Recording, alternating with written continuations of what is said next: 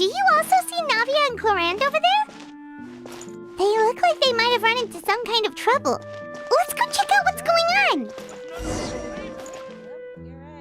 You're right. Time itself.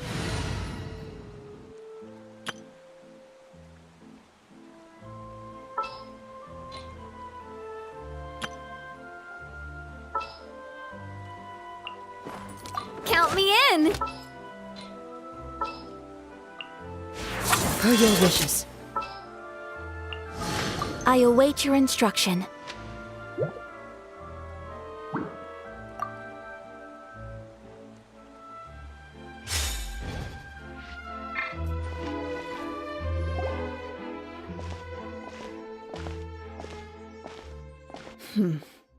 Still no dice? Not at all. And I've asked pretty much everyone in the Court of Fontaine already. Lynette's ears drooped as soon as she heard that we'd have to be out and about for days on end. And Fremine, he hid himself under his helmet as soon as he realized there'd be people around that he didn't know. What about Chiori and Charlotte? I feel like both of them would be more than up to it. I've asked them already, but they're both pretty busy right now. I just gave the members of the Spina a few days off, too, so I don't want to bother them either. This is getting pretty difficult. Navia, Clorinde, what's up? Oh my. Well, if it isn't my dear partners. How are you all doing? Huh. Navia? Huh? Oh, you mean... Yep, this is our chance.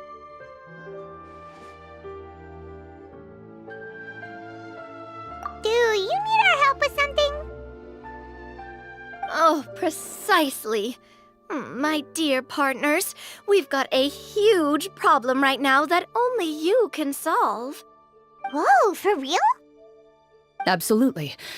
We've already exhausted all our other options.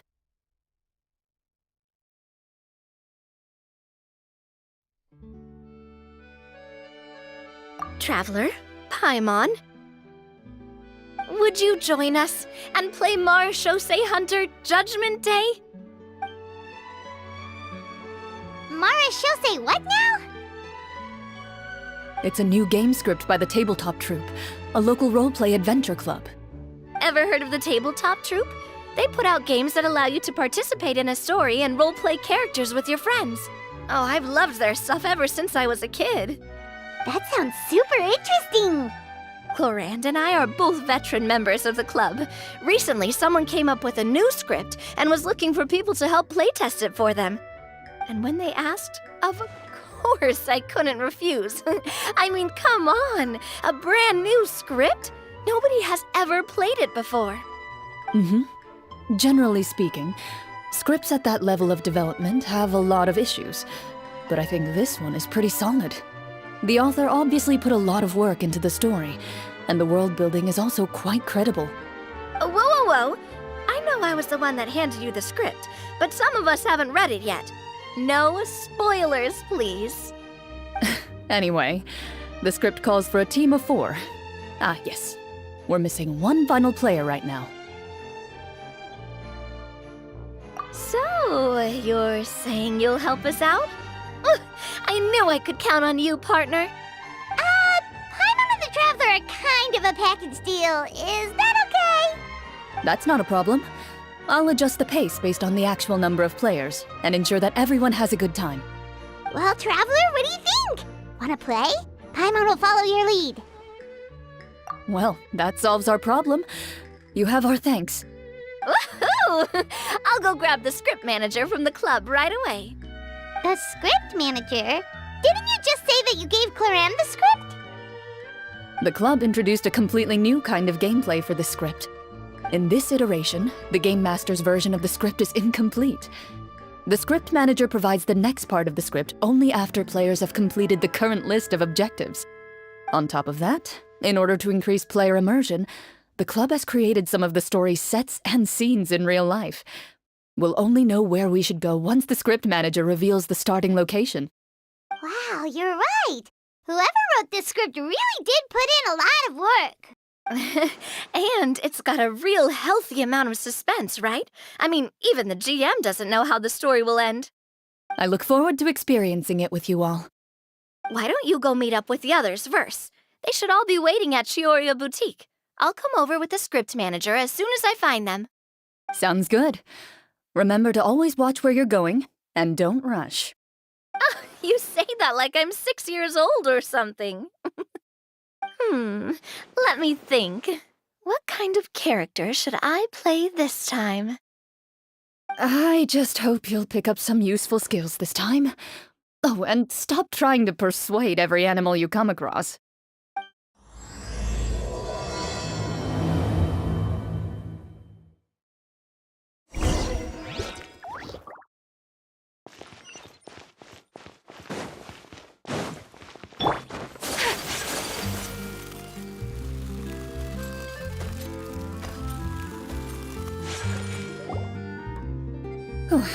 Sorry to keep you waiting. You're back! Huh? And you've got the Traveler and Paimon with you, too! What a pleasant surprise. I assume you'll be joining us for the game then? Linny, Farina! Paimon didn't know you were playing too! Are you also members of the tabletop troupe? I'm more of a casual member if anything. I haven't taken part in many formal club activities.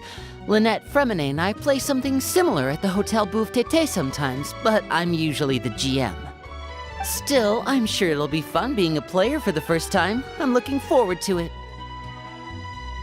Well, I'm not a member of the club at all. Clorinde simply woke me up first thing this morning, said there was a good script worth experiencing, and asked if I wanted in. If you're interested, I can give you a referral. That should give you a 40% discount on membership fees.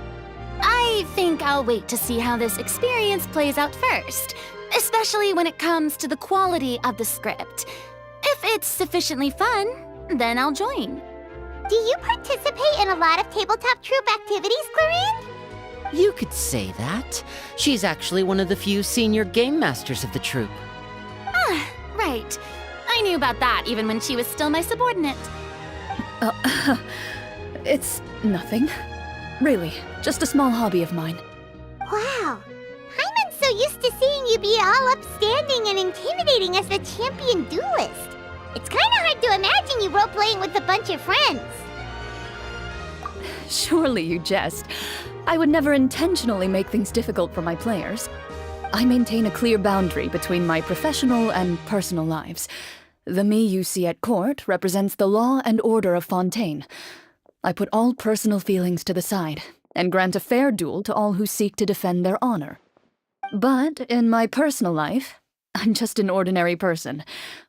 Someone who feels anger and sadness, just like everyone else. Well, you say that, but for all the time I've known you, I don't think I've ever seen you cry. I've seen you get angry, sure, but now I'm wondering whether you were actually mad or if it just looked that way from the outside. I was probably in work mode during those times. Is that so? Well, in any case, I just feel like even in your personal life, you don't get emotional very often. So you want to see me cry? That might be a little difficult. A show of anger, though, that might be something I could accomplish. No, that's not what I meant.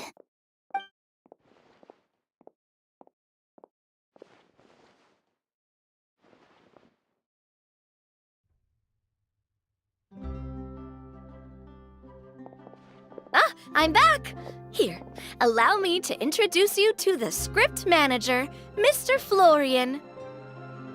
Pleasure to meet you all. Wait, are you a champion duelist too, Mr. Florian? Oh, no. This is just the costume provided by the club. I occasionally play a few of the roles in my scripts.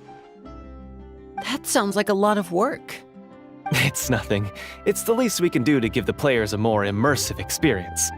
Anyway, allow me to give you a brief introduction of the script. This script was adapted from the real history of the Marechaussee Hunters. You all will play the role of hunters from a bygone era and resolve a series of events unfolding in the capital. Paimon's not super familiar with the history of the Marechaussee Hunters. Is that a problem? Oh, no problem at all. I can give you a brief rundown. So, basically, Marashose hunters were people who dedicate themselves to hunting monsters and protecting the city by using a special swordsmanship technique passed down over generations. Their story can be traced back to the ancient Rapperia dynasty, as well as the first hunter, Cassiodor. But I'll leave the finer details for you to seek out and discover later. Mm-hmm. And I'll provide additional commentary as the story progresses. In that case, brave hunters, are you ready to set out on an unknown adventure? Whoa, just one sentence and it's like we're in the story already! Aha, I see many a determined gaze before me. Very well, head over to this location and begin your heroic journey. So, as we follow the story, it leads us to specific scenes? Ooh, sounds pretty innovative. What does the message in the envelope say? It's the exact location of the scene, as well as the formal permission to use the venue. Huh, seems like they have everything prepared. Please check all your belongings, everyone, and make sure you haven't forgotten anything. Once you're ready, please follow me to the designated location. Sounds good! Hunter Squad, move out!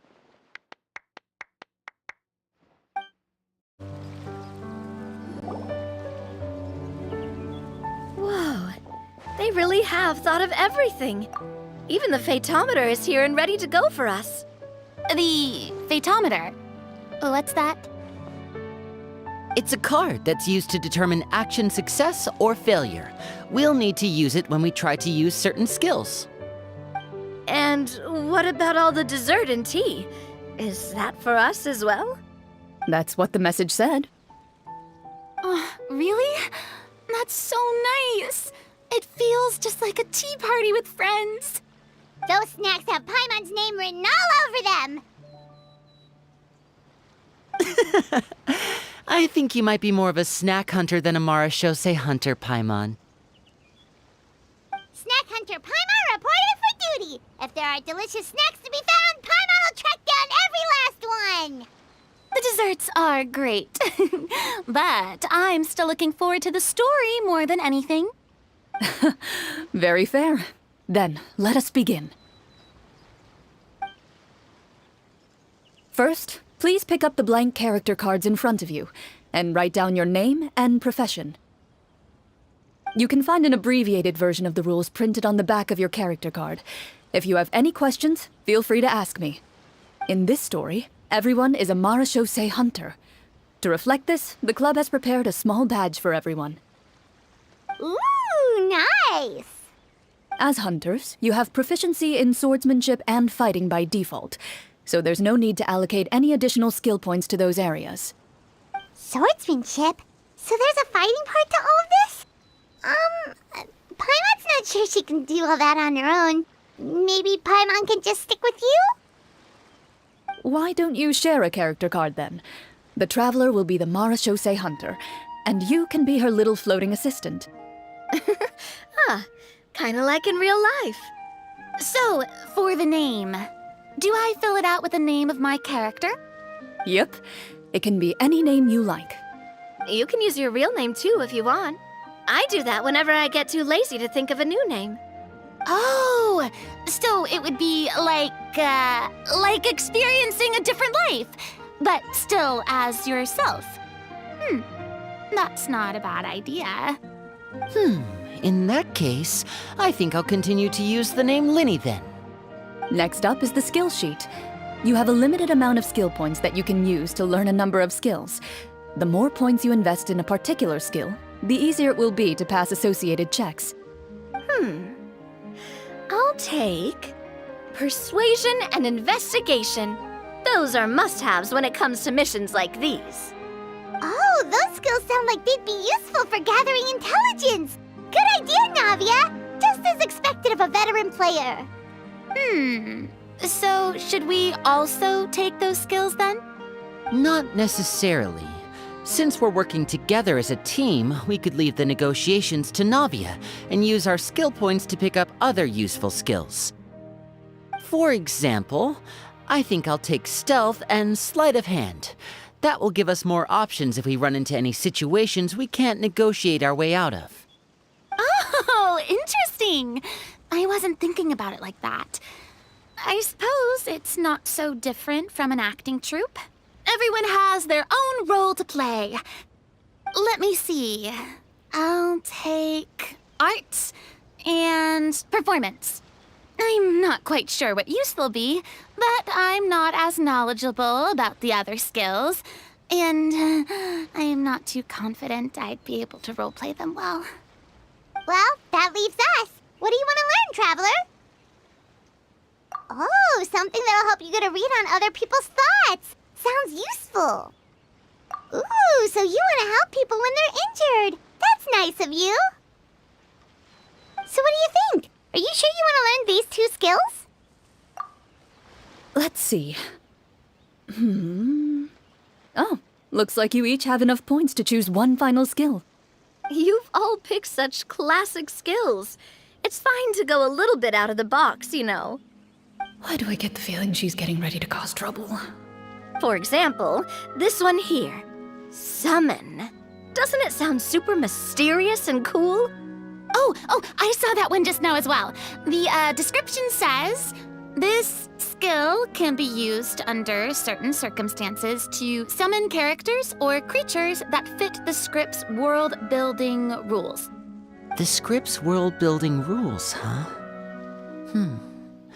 But how are we supposed to know what a Marashose hunter can summon? Oh, that's not for us to worry about, my friend. Just learn the skills that interest you, and the GM will take care of the rest. All right, you've convinced Paimon. Let's learn summon then. Paimon can't wait to see what kind of thing shows up. Well, now that everyone's more or less finished creating their characters, we can begin. Since 2 of our players are doing this for the first time, though, let me ask. Would you like to play on easy mode or authentic mode? What's the difference between the 2? Well, in role-playing games, the story sometimes changes based on the decisions of the players and the results of the Fatometer. For example, if you fail a check, that means you cannot use the target skill in that scenario. A critical failure may even result in further negative consequences. If you choose to play in authentic mode, every time you elect to use a skill, you'll need to use the Fatometer to see whether you succeed or fail, and face any consequences that may follow. If you choose easy mode instead, every check will be successful by default, and you won't have to worry about luck playing a factor.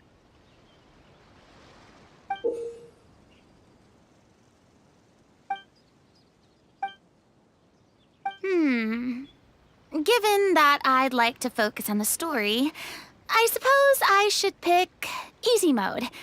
I'd feel bad if I brought the team down by failing my checks. Huh? Oh, come on. Don't worry about that.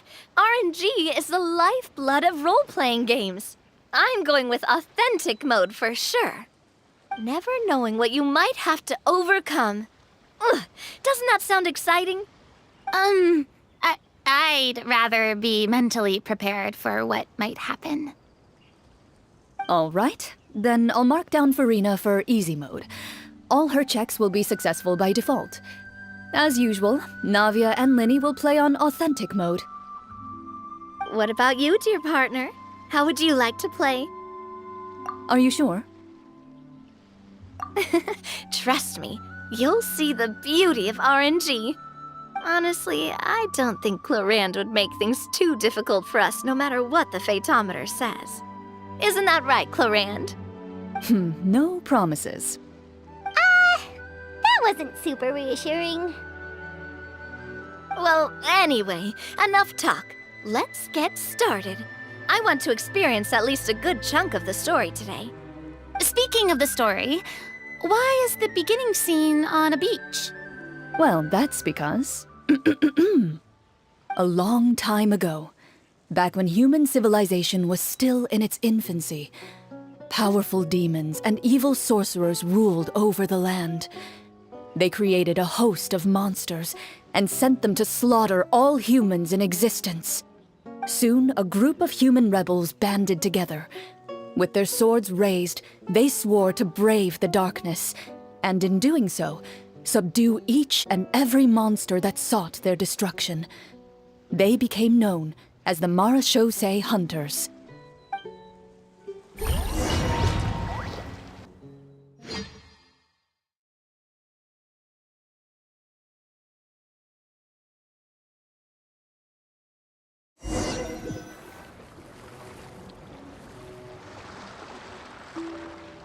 Sometime later, as a member of the Marachose Hunters, you receive a commission. Following the address provided on the message, you take a boat and arrive at this strange city. As you inhale, you can taste the slightly salty air of the docks as you begin to survey your surroundings. There aren't many people in the vicinity, but you do take note of a few others who, like you, seem to be sizing up this place. Your eyes meet, and you realize these people are fellow Marachose hunters, likely led to this location after receiving the same commission as you. You're all Marachose hunters too, right? Allow me to introduce myself. The name's Navia, monster hunter by trade and helpful neighborhood businesswoman on the side. What say you to traveling together? We can help each other out on the road. Okay, count me in. My name is Linny. I've been wandering since I was little and picked up a few less than legal tricks along the way. I was adopted by a Marachose hunter and later chose to follow in his footsteps. Is this where you introduce your character to everyone? It sounds like they've done this dozens of times. My name is Farina, and, I grew up in a noble family.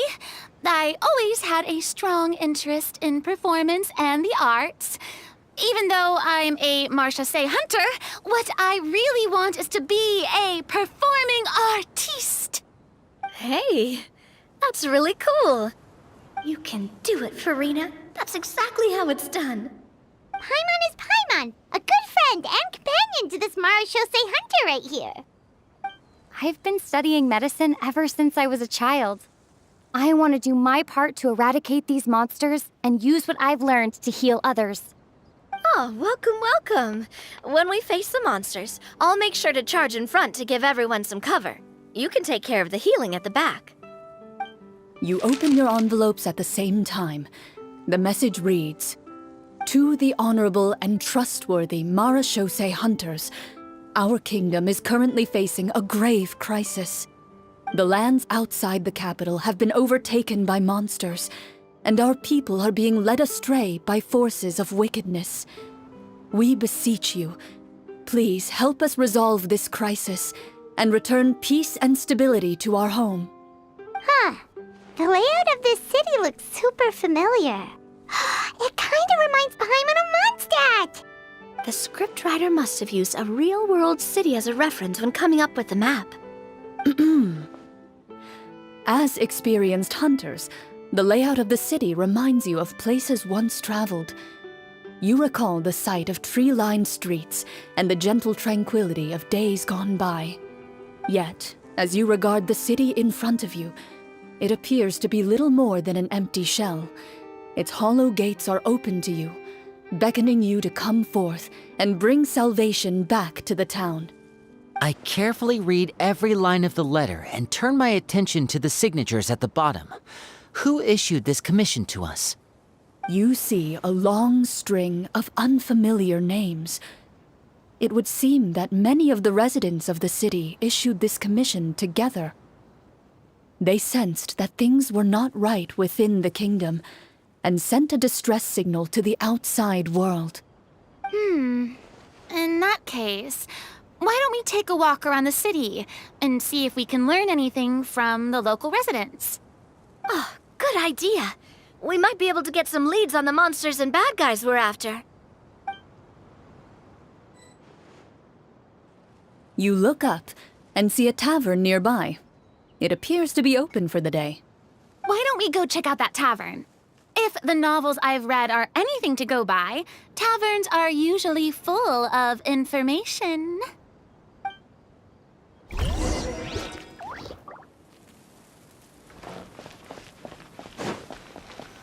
As you approach the tavern, you find a plainly dressed woman standing nearby. She appears to be rather troubled about something.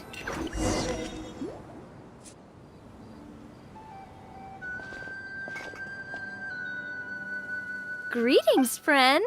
Lovely weather we're having today, don't you think? Oh, hello. I suppose you're right. The weather today is quite lovely. If only those monsters out there would stop causing trouble. It seems like every character included in the script has a certain amount of useful information to offer. If we keep asking questions, we might be able to get some good leads. Oh, come now, don't be sad. Life is all about optimism. Oh, that reminds me. What did you have for breakfast this morning? Huh? I don't think that's the kind of question we're supposed to ask.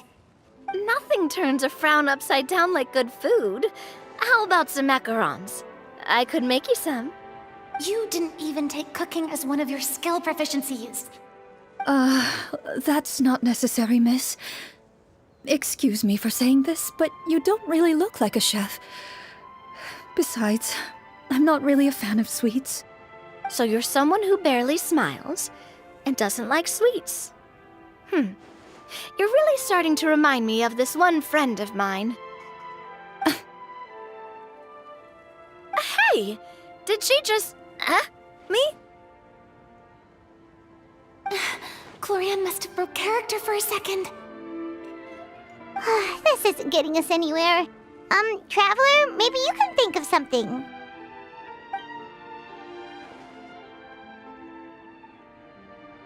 The results of insight checks aren't disclosed to the players, so I'll be the one consulting the fatometer.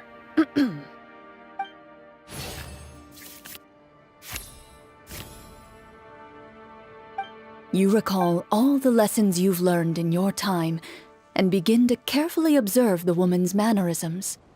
You notice that when she's quiet, she has an empty look in her eyes, as if her thoughts have drifted to a place far, far away. And when she speaks, she often subconsciously reaches out to touch the ring on her left hand. So you noticed. That's a little embarrassing. A horde of monsters suddenly appeared near the capital recently, so all the guards were dispatched to fight them. Do you remember when those monsters appeared? I'm not completely sure.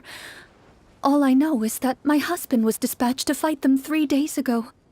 Do you know where he was sent? It all happened so fast.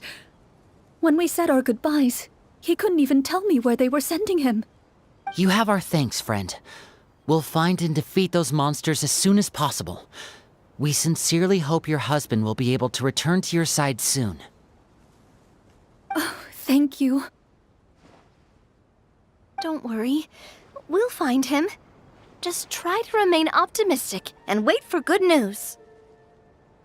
We don't always get to choose what happens to us. But we do get to choose the little things, like what we eat and how we respond to the things life throws our way. I hope that one day, you too will recognize the power of something as small and inconsequential as a delicious dessert. I'll do my best. You bid farewell to the woman and continue your journey further into the city.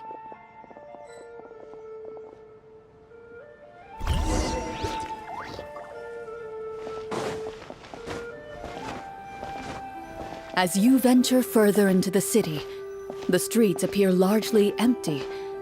An elderly woman walks past. You see her shake her head as she puts away her wrinkled wallet. A nearby merchant folds his arms and gives you a disdainful look. You get the impression that he's someone who has long gotten used to the sight before him.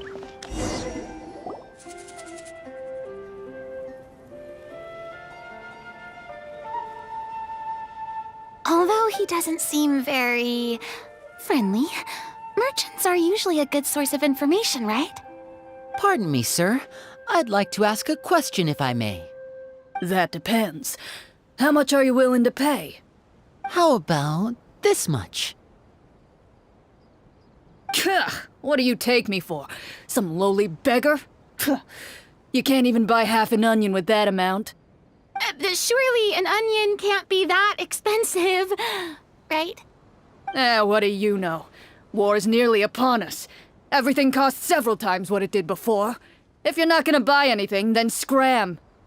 Whoa, what a nasty guy. Maybe we shouldn't even bother talking to him. But he still might have information we need. Traveler, can you think of something? A performance? I've never played a role-playing game like this before, but even I can tell that suggestion is pretty far-fetched. Is a performance check really going to help here? All right. Ahem.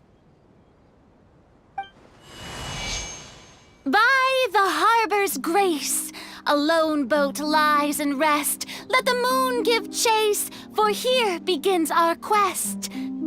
In the dark of shadow, our heroes seek to find where creatures born of evil weave their grand design.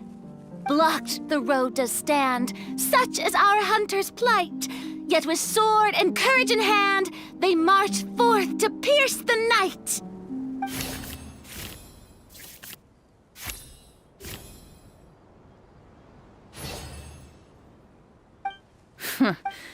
I don't recall asking for a bardic song. Don't expect me to give you any coin.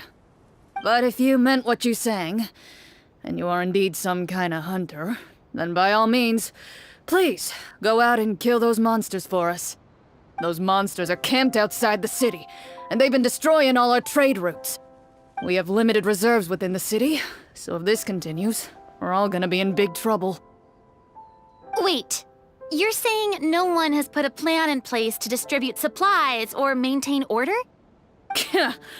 We could all starve and those nobles in the palace wouldn't even break a sweat. Who knows?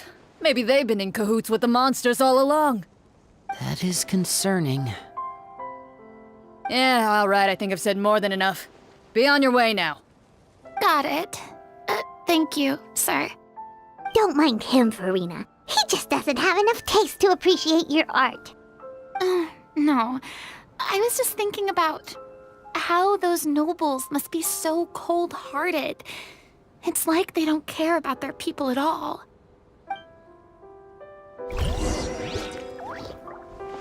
Should we try to go somewhere with more people? Oh, how about the city square? Follow me. Before you lies the city's central square. You see a man with a slightly anxious look on his face, pacing back and forth, his head hanging low. He doesn't seem to notice your approach. Still immersed in his own thoughts, he shakes his head and lets out a long sigh. This guy seems promising enough. Maybe I can get some information out of him. Hello, sir. Is there anything I can do to help you? Wait, you're... I'm... Oh, dear goodness! You're a Marachose hunter! You recognize us? Ah, are you one of the people who wrote the commission letter? Yes, yes! Oh, I didn't expect you to actually come! Oh, what great news! The city is saved! What happened here? Alas, we once lived comfortable, carefree lives. This city used to be free of monsters. The first Marachose hunter, Casiodor, the Golden Hunter, he was the one who drove them back. However, monsters have once again surrounded the city. Perhaps the seal that kept them at bay has lost its power. Or perhaps an evil sorcerer has been meddling in our affairs. All I know for sure is that their return has stripped the city of any chance at peace. Are there not enough soldiers to drive them out? It's not a question of numbers. The guards simply have no idea how to deal with them. Most people my age have never even seen one of the monsters, much less been trained to fight against them. What's worse, many of us don't even know the history of the Marashose hunters anymore. When I was a child, though, my grandfather would tell me stories about how the Marashose hunters drove back the monsters. So, on the off chance that something might come of it, I decided to reach out to you. To be perfectly honest, I was starting to think all those stories were just tall tales. But now that I've seen you in person, I finally know that it was true! Well, you can rest easy, friend. The righteous and formidable Marashose hunters are on the case. The man is touched by your determination and resolve. His eyes begin to well with tears of relief. Still, if we are going to hunt the monsters, we need to know where to find them. Can you give us any leads? All I know is that the area outside the city is dangerous. I'm afraid I can't point you toward a specific location.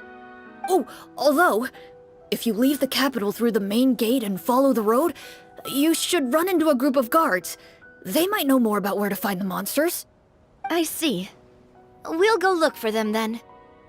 All right, be careful. Oh, and one last thing. The monsters outside the city are just part of the problem. There are evil sorcerers inside the city as well, so be on your guard. They're actively working with the monsters, and have corrupted the court ministers with malicious magic. They're the reason why, even inside the city, everything has been a giant mess. Even one of our kindest ministers has turned into a boorish and unreasonable figure, interested in nothing but enacting laws that exploit the people. Who knows how much longer we'll be able to go on like this. Talk about being stuck between a rock and a hard place. I feel bad for him. Maybe we should try to cheer him up? Huh? Like, now? Is this really the right time? I appreciate your kindness, but for now, it's more important to focus on the crisis at hand. Brave hunters, I leave the future of this kingdom to you.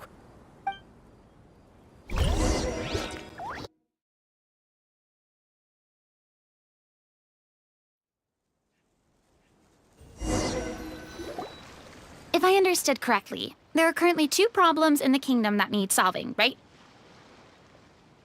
Exactly. We need to defeat the monsters outside the city and take down the evil sorcerer stirring up trouble from within. But which problem should we tackle first? Well, this seems like a good moment for a break. Take some time and discuss what you want to do. Let me know when you've made your decision. I really didn't expect the people in the city to keep us at arm's length like that. I totally thought the hunters would be treated like heroes. Well, Clorinde said the script took cues from the real history of Fontaine, right? Maybe the real-life Marashose hunters were also treated like that. I wouldn't say it's a perfect representation of history, but there are definitely some similarities. Would you like to hear more about it? Sure. As long as it doesn't spoil anything in the script. You brought up bits and pieces of the hunter's history before, but it was all in passing. Paimon wants to know too! The hunters were super powerful, right? Were they all from a special line of supernatural beings or something? Kind of like the yokai in Inazuma? No. All Marashose hunters were ordinary mortal fighters. The only thing that set them apart were the special sword techniques passed down over the centuries. Huh? So you mean anyone could become a Marashose hunter?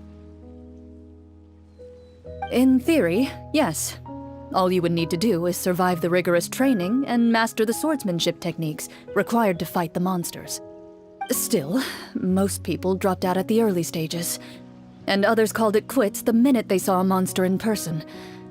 To become a hunter, you must be strong in both body and mind. What kind of monsters did the hunters fight exactly?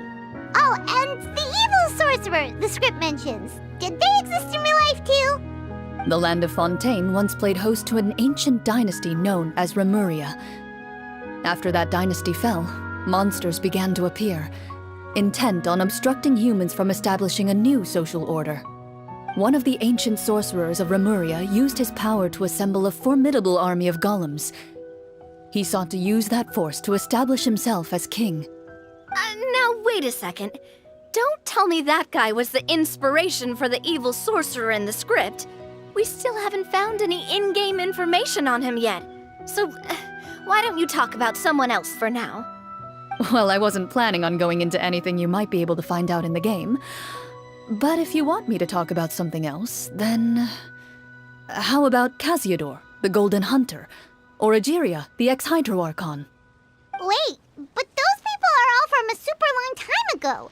Where did you learn all this, Clorinde? From my master. By master, you mean Miss Petronia? Someone you know? Absolutely. Miss Petronia and my father were good friends. Back in the day, she would often bring Clorinde over to play, but then... Let's not get off topic. Anyway, back to what I was saying. Responding to Egeria's call, a number of warriors followed Casiodor into battle against the monsters. This group of warriors, under Casiodor's leadership, became known as the Marechaussee Hunters. Yet, as Fontaine entered an era of peace, their work gradually became obsolete.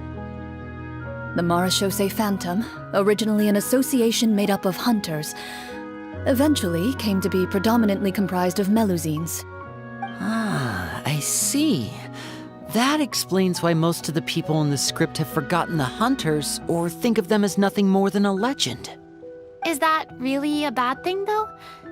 It can get tough always being the one shouldering everyone's expectations. Depends on who you ask, I suppose.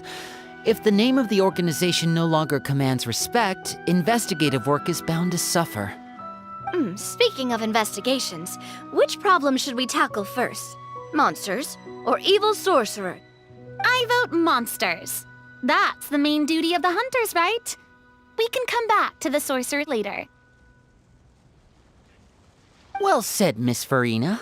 Plus, if the sorcerers really are the masterminds behind this whole thing, defeating the monsters could give us some clues on their intentions as well. What about you, partner? What do you think? It's decided then. All right. After some discussion, you decide to turn around and head out of the city.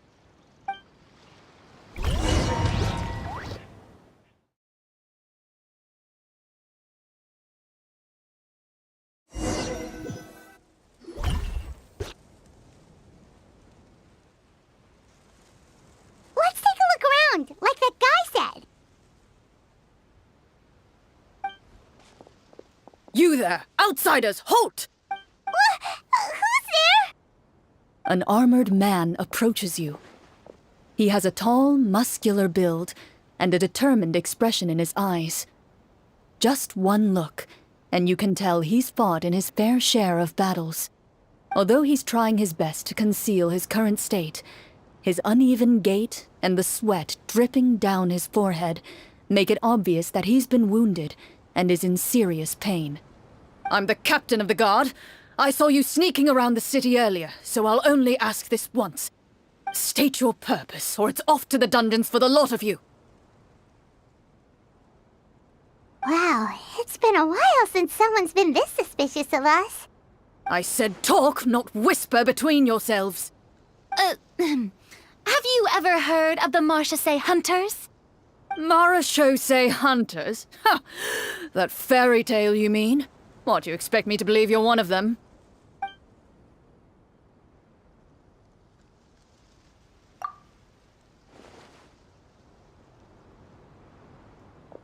Sir, we were indeed in the city earlier, but our purpose was only to gather information on the monsters.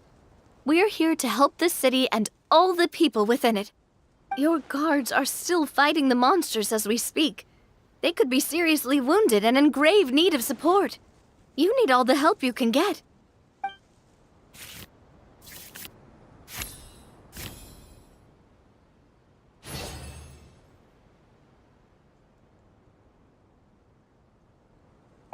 The man regards you with doubt and concern.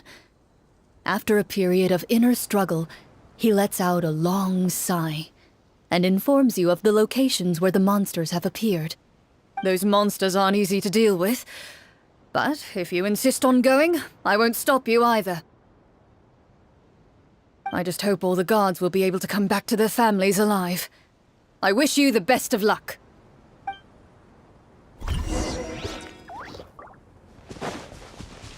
Based on what the captain said, the monster should be right up ahead. Let's go. Hopefully we're not too late. As you approach the battlefield, you see numerous people lying by the side of the road. They appear to be dressed like guards. Their faces are filled with desperation and terror. Some are screaming and cursing in vain, as if still trying to banish the monstrosities they saw from their minds.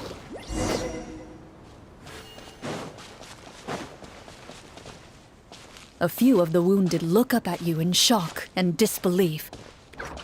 Quick, leave this place. Turn around and don't look back, they yell.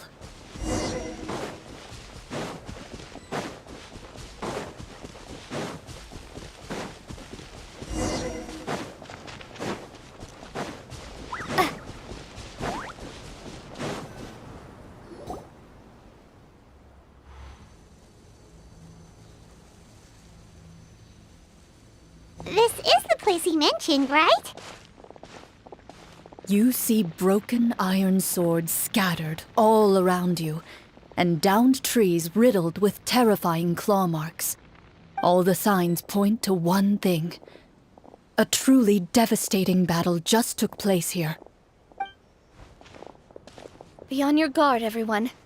The monsters might still be around. Before you can finish your sentence, you hear rustling sounds from the surrounding bushes. The monsters have emerged. They close in on you without fear. You get the impression that, in their bloodthirsty eyes, you're just another meal for them to devour. A little help here! This thing wants to eat Paimon! Your battle round begins now.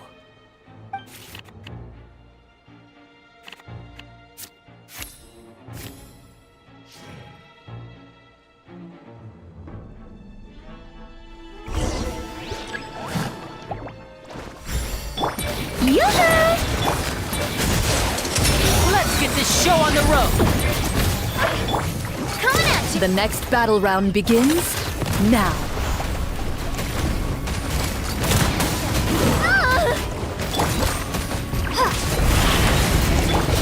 Let the world collide!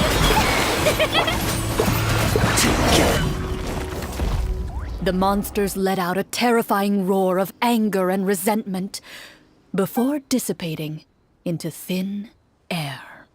Ugh, thank goodness it's over. We're lucky the Marashose Hunter class came with all those preset skill points. Otherwise, we would have been in some real trouble. I never knew the Fatometer even determines the amount of damage you inflict. If you get unlucky, isn't it just game over right then and there? That's part of the fun. The uncertainty of fate is what gives these games their appeal. Just as you begin to celebrate your victory, a suspicious lump on the ground catches your attention. A suspicious lump. Wait, could it be the thing that appears after every battle? I walk up to it, crouch down, and begin to carefully examine it. I've still got my right glove on, so it should be fine for me to touch it, right? As you investigate the mound, you discover that the exposed portion appears to be made of wood. It was previously obscured by the large form of the monsters. With the monsters gone, the small protrusion now awaits your discovery, poking out of the ground like a shy flower bud. Whoa, it's a treasure chest!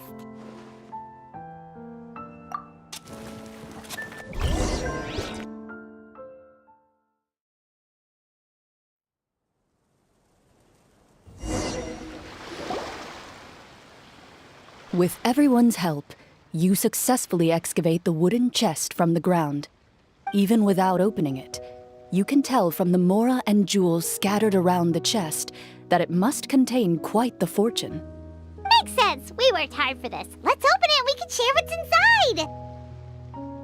inside. I can understand your excitement, Paimon, but think about it. Doesn't it seem like there are people out there who need this treasure more than us? Yeah. think about all the people suffering in the capital. Or all those guards who got hurt fighting the monsters. Wouldn't it be better if we gave the treasure to them? Wait, is that how it works? Paimon thought since we were the ones to dig it up, we could just take it for ourselves. Well, let's put it this way. Any decision you make during a role-playing game can impact the future course of the story. But would the people really believe us? It's hard enough for us to prove we're Marcia Say hunters. What if they think we procured the treasure illegally? They might get even more suspicious of us. That's definitely something we should consider. Maybe we can come up with an explanation in advance. Well, if donating it could cause that much trouble, why don't we use it to buy some gear and fill up on good food? Then we'll be ready to fight even more bad guys. Looks like you're facing a difficult choice once again. Well, it's getting late. Why don't we call it a day for now? Wow, where did the time go? I'm not sure if it's because I'm having so much fun with you all or because the story is particularly enticing, but I feel like I could almost keep going. Here, here. Ooh, how about we play through the night? I'm not sure I'll have enough energy for that. Yeah, that won't work for me either. Lynette will give me an earful if I get home too late. I understand how you feel, Navia, but we have to change venues for the next part of the story anyway. Huh? Another location? There's a special note for the GM at the end of this section that says to proceed to an indoor set for the next part of the script. Whoa, they really pulled out all the stops for this new script. Well, even if we end the game for the day, we can still stay a little longer and hear Clorinde finish her story, right? Paimon wants to hear more about the history of the hunters. Something tells me you just want to finish the free desserts before we break for the day. That's just a coincidence, okay? Besides, to Paimon, not finishing free food feels even worse than having to buy her own.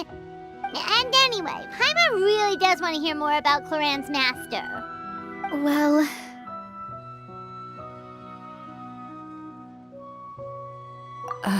It's nothing. I appreciate the concern, but it's all in the past. It won't do any harm to share these things now.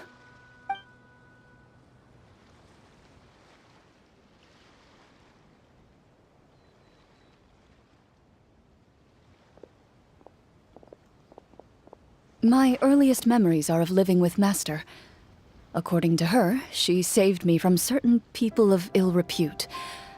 My birth parents had left me behind some time before that.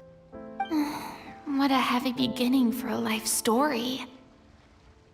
Master was a fascinating individual, if inexperienced in the ways of raising children. My first ever toy was a short sword. Although I suppose it wasn't so much a toy as something Master removed from her waist and handed to a noisy child in need of distraction. Oh, wait, so she handed an actual sword to a child? Isn't that dangerous? Did you hurt yourself? Of course I did. I cut my palm and bled quite a lot. But Master was not concerned. She just stood there and casually lectured me about it. See, that's what you get for not holding the sword properly, she told me. She then crouched down next to me and said, "Give me your hand. I'll teach you to bandage this wound. After that, it's time to learn how to truly hold a blade." Excuse me for asking this, Clorinde, but how old were you exactly when all this happened? Probably around, 3, give or take. 3? Isn't that when most kids are still struggling to hold a fork? As I said, Master was rather inexperienced in the ways of raising children. She believed trial and error was the best way to teach a child what they're capable of. I'm not so sure this is a question of experience. I didn't see anything wrong with her ways at the time. And anyway, children don't get to choose how they're raised. Oh, she did bring me back a pet from Liyue once. It was a Geovishap hatchling. A Geovishap hatchling? For a pet? That seems even more dangerous. What she said was this: make sure to get along, you two. If you really can't agree on something, just settle it with a fight. Whoever loses is the real pet. And how old were you when this happened? 5. Well, did you win? No, I lost. So you're saying you actually became the Geovishop's pet? Yes, but only for a week. By the end of that week, I defeated it in combat, and we've shared a cordial relationship ever since. That really doesn't sound like the kind of childhood someone should have. Later on, I gradually understood that Master most likely didn't know any other way to raise a child. She was a marechaussee hunter, but I never heard her bring up her own parents. Thanks to her, I learned how to navigate the forest by the age of 6, and could hunt monsters in the wild by myself the year after that. Even though the training she subjected me to was strict, she always made sure to take me traveling when she had the time. We met many of her friends during those days. That was also how I met Mr. Callis and his family. I still remember the first time we met. You were too scared to join our picnic and hid behind Ms. Petronia the whole time. I still hadn't really met many children my age at that time, so I didn't know how to interact with others. After that, though, you started coming over a lot. You loved challenging people to shooting competitions, remember? I don't think many members of the Spina ever beat you in one of those. I had a lot of fun during those days. I enjoyed them too. Oh, do you remember that one time we went exploring around the Spina together? We overheard Papa call your master Fontaine's Protector of Justice. We tried to pretend like we never heard anything, but you nearly let it slip that one time.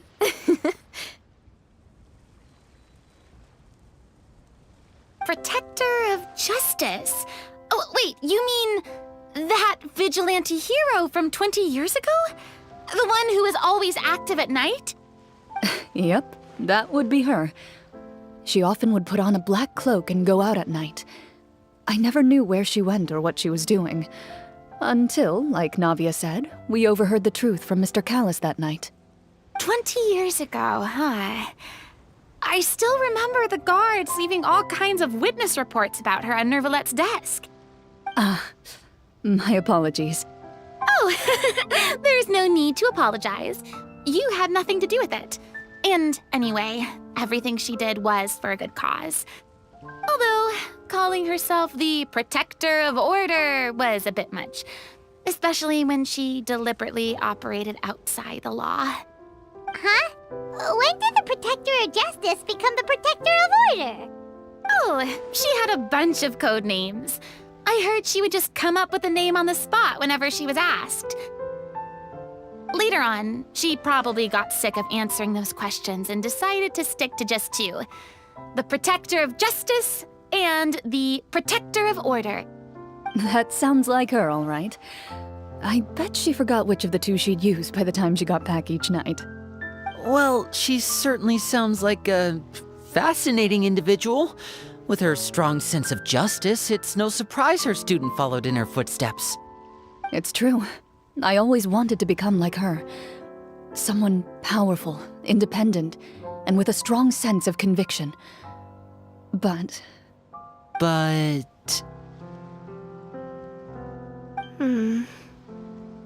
She suddenly disappeared the night I turned 10 years old.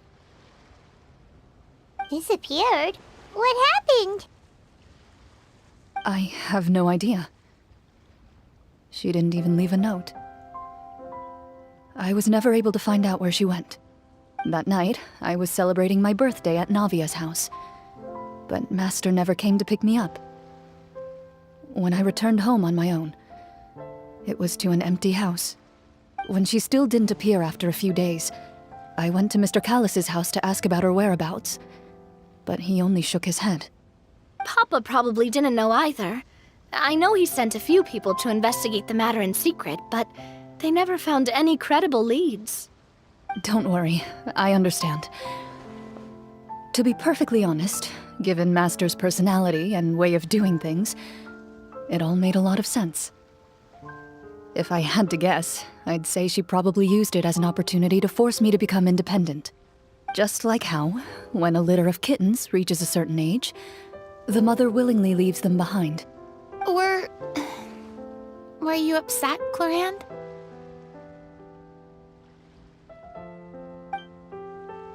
I was at first, but not anymore.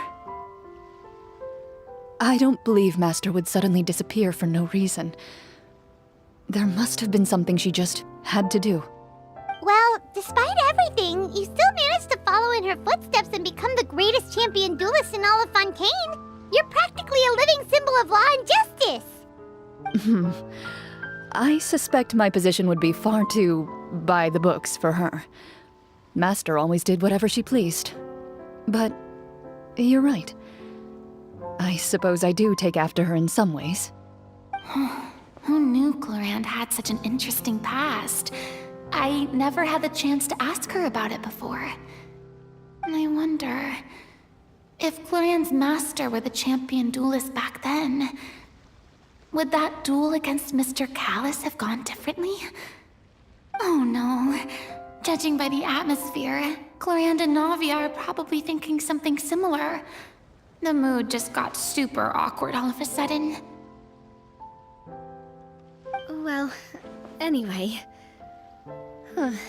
Would you look at the time? It's getting dark, so we should probably call it a day for real this time. If we keep talking like this, we really will be here all night. I had a great time today, Miss Clorinde. Thank you for being our GM. Anytime. The script was good, but I've got to say, your childhood stories were even better. Hey, you should tell us more about that fight against the Geo-Bishop sometime. Maybe your master was onto something. You could be right. What does she mean, onto something?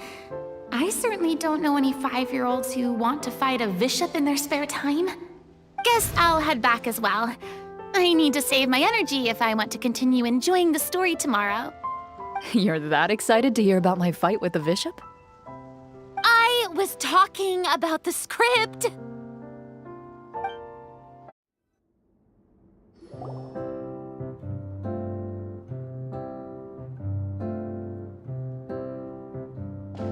Looks like everyone's here.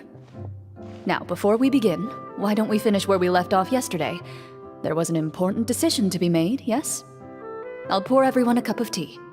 Is that really the most important part, though, Clorinde? Paimon's more concerned about our current surroundings. Heavy walls, cold railings, dim lights. This is obviously supposed to be a prison. I admire the work put into the set. Still, it's obvious the scriptwriter has never paid a visit to the fortress of Rapperia. So this set is going to be a part of the script? Unfortunately, that is something I can neither confirm nor deny. Anyone think Clorinde's smile is starting to look kinda scary? Well, whatever happens, we'll just have to push on. But first, we should really figure out what to do with this treasure. If we're worried about arousing suspicion because of our identity, why don't we give ourselves a different name, just like Clorinde's master did? Yeah, it might be better to keep a low profile. As long as we're helping people, it doesn't matter who we are or what we're called. Staring at me won't get you anywhere. Or did you want some more tea? Oh, Paimon's good. Thanks. Why aren't you saying anything, Navia? Wait, what's that next to you? Oh, this is the short sword Clorinde mentioned last night. I found it. Huh. I'm surprised you managed to track it down after all this time. Well, I made sure to take good care of it, considering the circumstances in which you gave it to me. Of course I had to keep it safe. Anyway, where were we? Oh, right. I was just thinking about all the potential ways for us to break out of prison. We could dig a tunnel, or try to bribe the guards. Wait, we haven't been thrown into prison yet, have we? Well, it's only a matter of time. It pays to be prepared. Just like how you should always have an umbrella on hand, even when it's sunny. All right, Paimon's made up her mind. Let's just give the treasure away. Paimon may have wanted to keep it, but if it's going to land us in prison somehow, Paimon will be too upset to enjoy her snacks.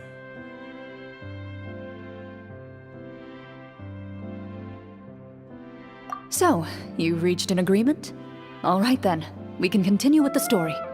Oh, and we'll collect all the scattered pieces of treasure on the ground as well. All right. You collect the treasure and make your way back to the capital with your bag of loot in hand.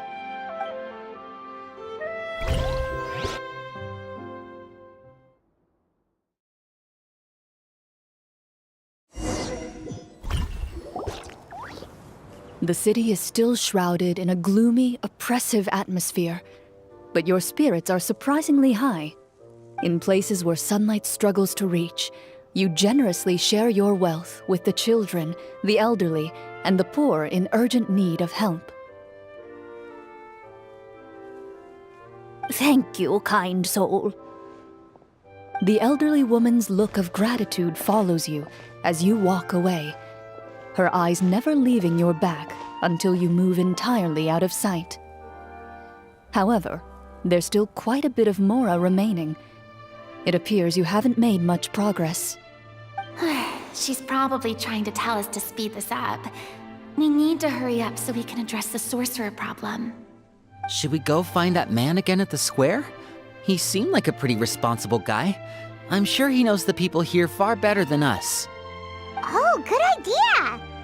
Just as you start to make way to the square, intent on finding the man again, there's a voice.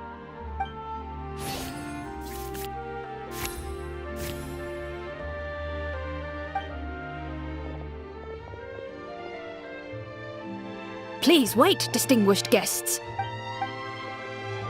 Several strange guards suddenly call out to you. They run forward to meet you and proceed to politely pay their respects.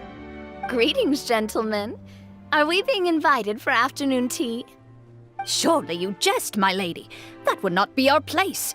It is His Excellency the King who requests to meet with you. Please come with us.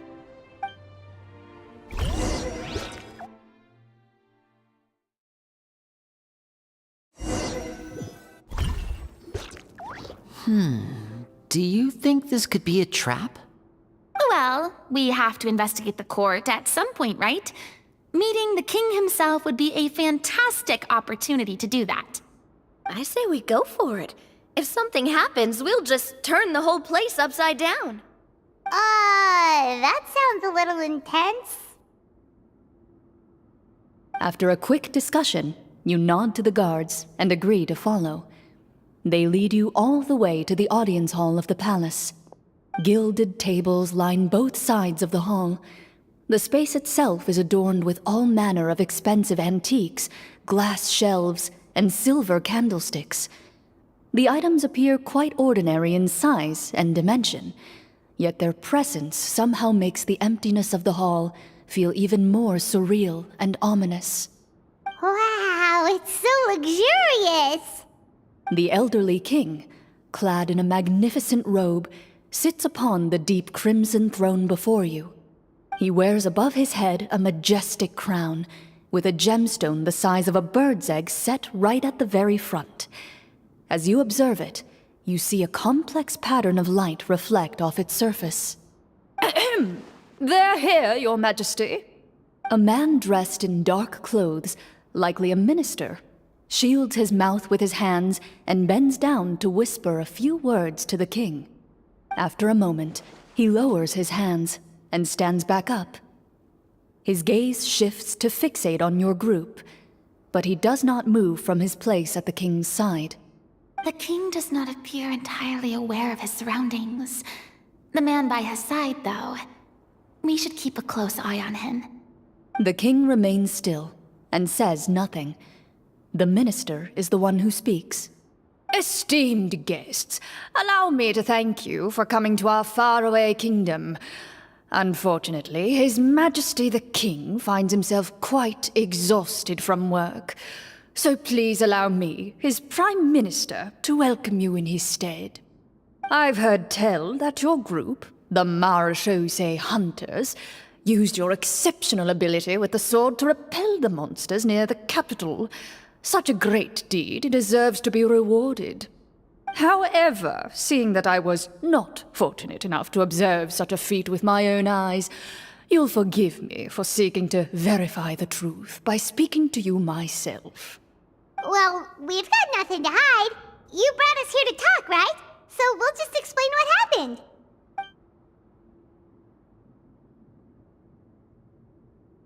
The golem's blades were so powerful, they could cut down trees in a single swipe. It took a lot of effort to defeat them, even for trained swordsmen like us. Well, that was enough details, right? Believe us now? Your account does indeed match those of the survivors. Since you were the ones who defeated the monsters, that must mean you are also in possession of the treasure they stole?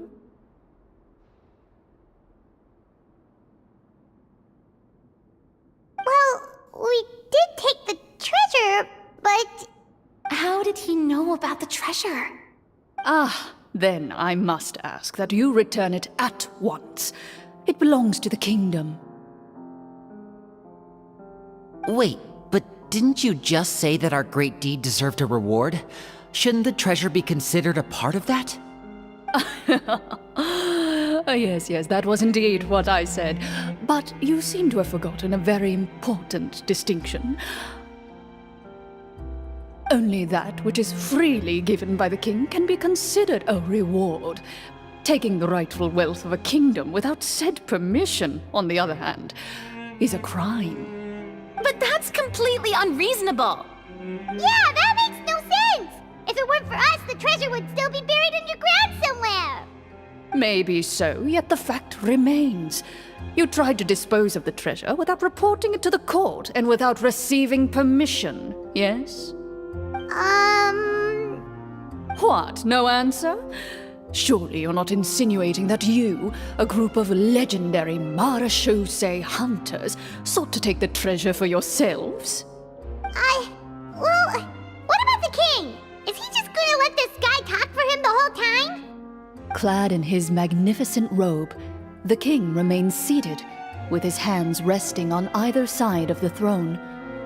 His posture is rigid and unmoving.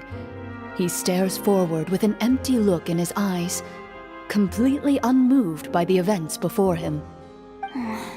From the look of things, could the Prime Minister be the evil sorcerer? Or could both the King and the Prime Minister have fallen under the evil sorcerer's control? I would like to observe the number of guards stationed in the hall. The guards in the palace appear fully armed, their expressions solemn. Sensing the tense atmosphere in the room, they stand at the ready, each with a hand placed upon the hilt of their sword, as if prepared to draw their weapons and surround you at a moment's notice. Well, there goes my plan to turn the whole place upside down, I guess. It appears we've been visited by nothing more than a group of ill-intentioned imposters. What a pity. Guards, take them away and throw them in the dungeons. Before I decide your fate, however, I must first determine whether you have any accomplices outside the court. Can't we try to slip away? Or maybe start some kind of riot? But if we try to fight the guards right now... Don't worry. At least we figured out who's behind all this. Let's just play it by ear. If you're scared, Paimon, just hold my hand. Thanks, you guys. You allow yourself to be led away by guards surrounding you on both sides. It's only when you begin to feel drops of water falling from the dungeon ceiling and smell the stench of death and decay all around you that you finally realize you've stepped into a completely different world. Stay here, and don't try anything funny. The guards lock the cell door and leave without looking back. Wait, sir! Your voice echoes through the dark hall, but the only response you receive is the sound of water dripping from the ceiling. What should we do now? Carve out a new path of fate with our own two hands, of course. I draw my weapon. You reach toward your waist, but find nothing there. You now recall that your weapons were confiscated before the guards locked you in the cell. The bag of treasure along with them. What about that knife I hid in my boot? When did you hide it in there? When I was thinking about digging a tunnel.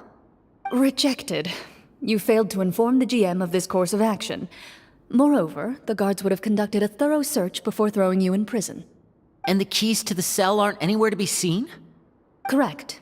You don't even feel a lock hole on the cell door. Oh, well, there goes all our plans. Indeed. Huh? Why are you the one saying indeed? Because that statement holds true for me as well. This is where the script ends. What? But that's a terrible ending! Generally speaking, this should be the point where the scriptwriter gives the players some kind of hint, or gives the GM some kind of code for how to move forward. I mean, maybe they just really wanted us to be immersed in the feeling of being in prison? Like, they'll only show us the way out once we've grown truly and utterly desperate? That is a possibility. If only there were desserts and tea in real prison. Oh, wait, guess that's kind of how the Fortress of Meripede works if you're lucky. Oh, before I forget, Navia, the short sword you had with you earlier. I took a closer look, and the craftsmanship doesn't appear to resemble anything from this era. If I remember correctly, that style was last in vogue several hundred years ago. Wait, Clorinde said that sword used to belong to her master, right? Does that mean her master has been alive that long? I doubt it. The way she went about things often made her seem childish more than anything. I'd say the sword was most likely an heirloom passed down over time. Hang on. A precious heirloom passed down to you by your master. And you gave it to me just like that? You weren't worried I might lose it? Master left many things to me when she disappeared. There was the sword, an old key, and a good amount of junk she probably just didn't want to take with her. I gave you the sword back then, because I didn't want our friendship to end. Wait, when did this happen exactly? After the duel. Between Mr. Callis and myself. Before that, Clorinde would have meals with us and even stay over at the Spina some days. She was on great terms with Papa as well. After the duel, though, there was a period of time where we simply didn't know how to face each other. She entrusted this sword to me, and never came back. We were both sad, and conflicted, and totally overthinking everything as a result. Whenever I looked at this sword, I couldn't help but wonder. If Miss Petronia had never introduced us to each other at that picnic, maybe part of the sadness I was feeling could have been avoided. Back then, it felt like I hadn't just lost a father, but a close friend as well. No one can change the past. The most important thing is that you two found your way back to each other and can enjoy things like this together. Yep, you're right. I'm sorry, you two. I didn't mean to bring up any sad memories. Think nothing of it. No one here is at fault.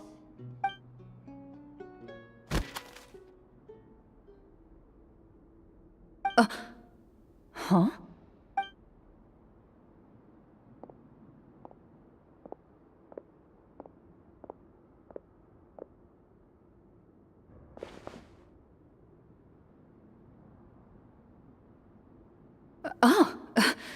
Looks like the next part of our script is here.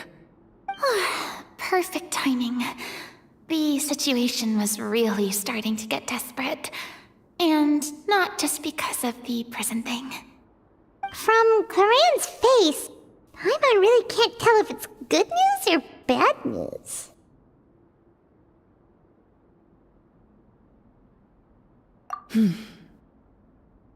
Water continues to drip from the ceiling. In this lightless dungeon, you lack a reliable way to tell how much time has passed. Eventually, you get used to the unpleasant odor of straw, mold, and rust, and find yourselves alternating between fits of drowsiness and despair. Suddenly, you hear footsteps outside the door. Heads up, everyone. Someone's coming. Gather close, everyone, and keep your voice down.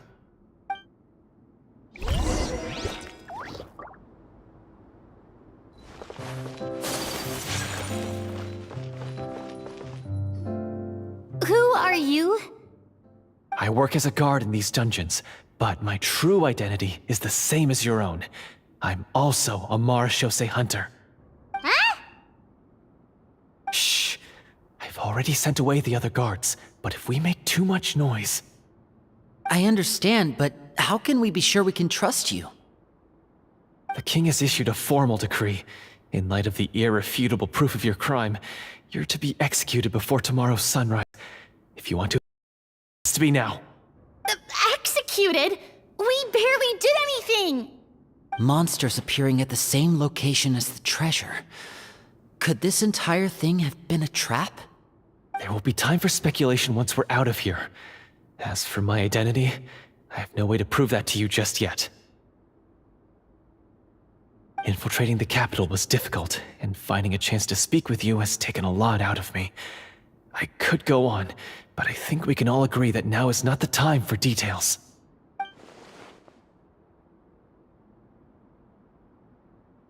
Have you seen our weapons anywhere, sir? Don't worry, I brought them with me. They're just behind the door. Still, these weapons alone won't be enough to defeat the true enemy behind the scenes. His faction is too powerful. The guards are all under his control, and he's even stationed a number of golems in various rooms throughout the palace. To defeat him, you must find a secret vault. It is said that within that vault, the Marashose hunters of the past left behind a treasure with the power to defeat the sorcerer. You're not coming with us? No, I'll remain in the dungeons to deal with the guards. I'll try my best to distract them so they don't go after you. As long as my identity is not revealed, I'll be able to aid you when the final battle comes. In that case, please stay safe. Thank you for your concern. I will do my utmost. As for the location of the vault, here, this map should lead you there.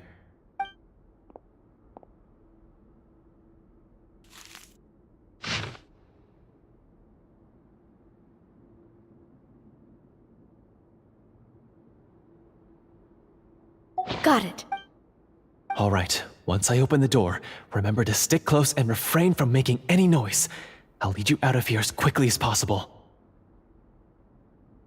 You now have the chance to restore the honor and legacy of the Marashose hunters. So please, get out there and reclaim what's ours. And be sure to exercise caution.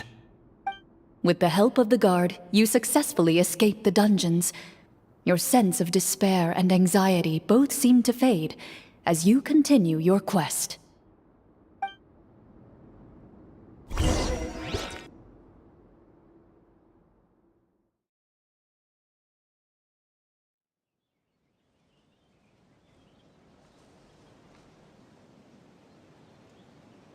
Wait, we didn't get to use our skills at all while we were in prison. Who knows when we're gonna get the chance to use that cool summon spell?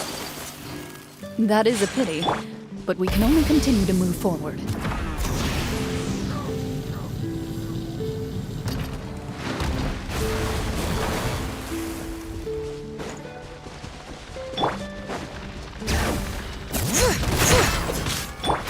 Embrace the ice! Light of the blazing sun! Try and stop me!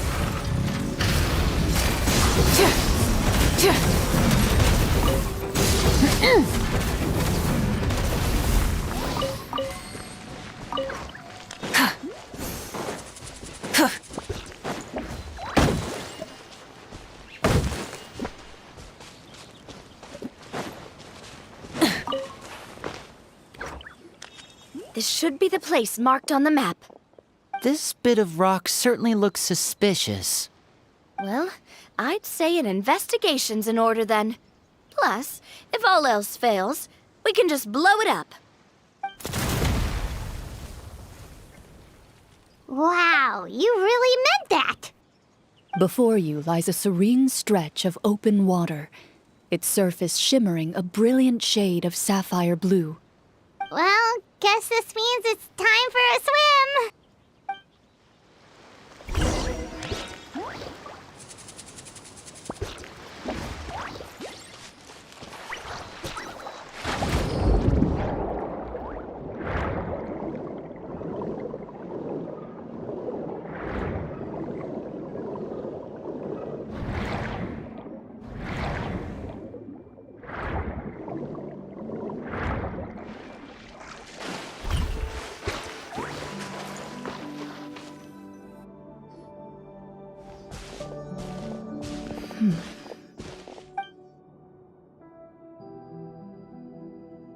What's the matter?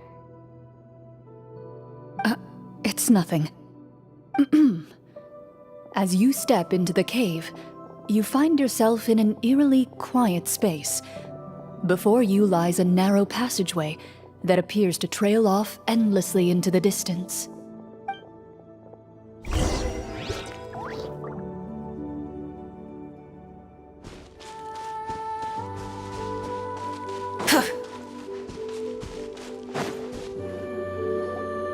Wow, this must be where the treasure is hidden! But this door is blocking our way in. It almost looks like it's been here for quite some time. I've got to hand it to the tabletop troupe. They really went all out with the props. Huh. What have we got down here? A kind of mechanism connected to the door? Ah, it looks like we might have to arrange it into a certain pattern. A pattern on a stone door. That's something Master mentioned before. Is something wrong, Clorinde? After a long, difficult journey, you finally arrive at the location indicated by your map. It appears to be an ancient site of some sort, where treasure likely awaits. Your surroundings are exceedingly quiet and serene, as if the secret that slumbers here has never once been disturbed. If you listen closely, you can almost convince yourself you can hear the sound of its calm, gentle breathing. That description makes Paimon feel kinda bad for disturbing this place. We're doing this for the sake of the people, to free them from the evil sorcerer. I say it's time for this treasure to once again see the light of day. Linny's right. We need to keep going. The future of the kingdom depends on it. The next part of the story requires us to solve the puzzle, right? Let's start exploring the area. Yes, that should be fine. Something feels off about all this. Guess I'll just have to improvise.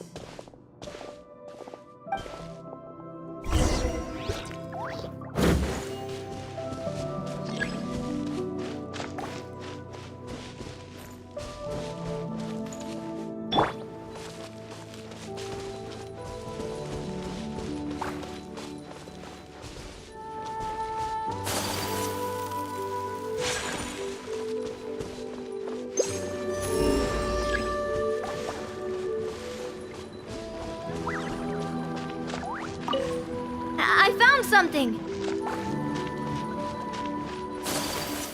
Found something here, too.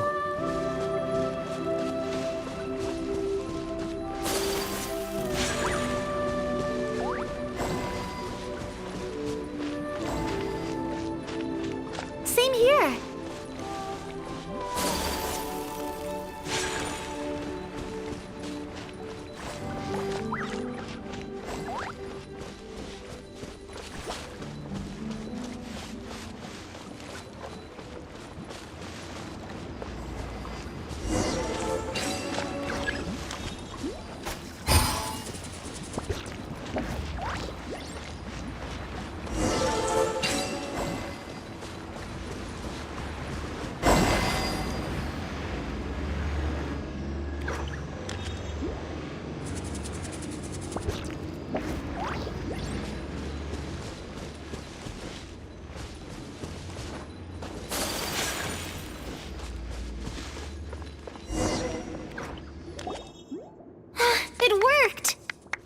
something just appeared.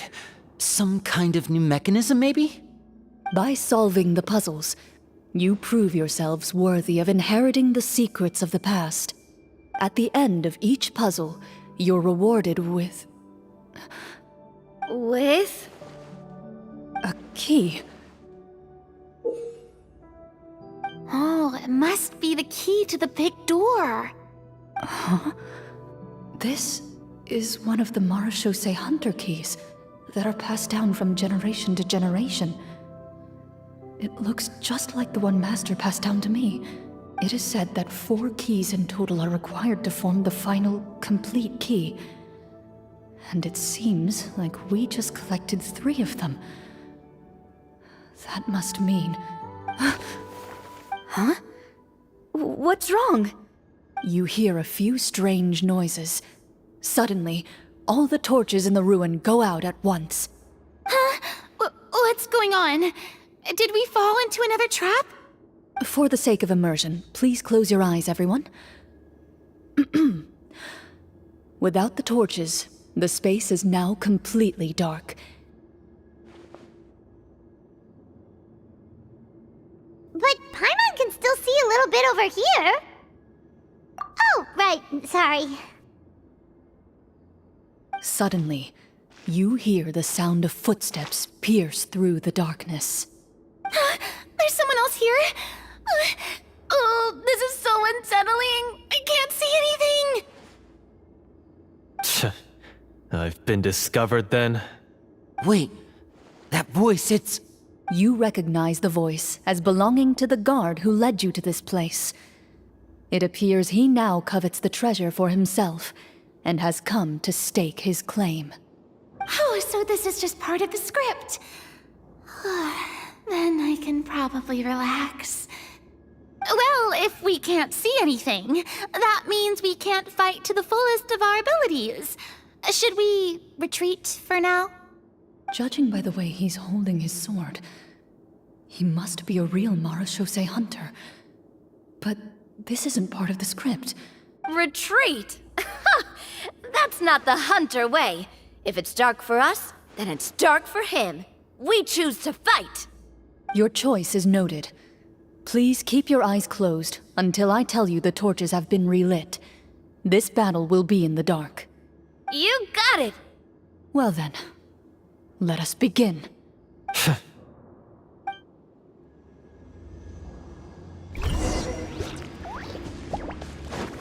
Ready. I'd like to try to hit him with my sword.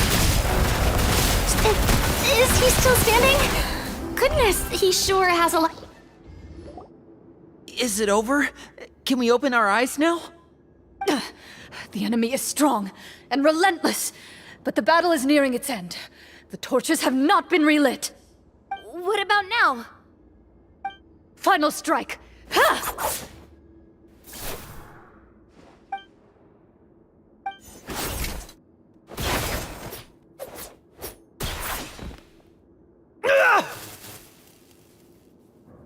Well, did we get him?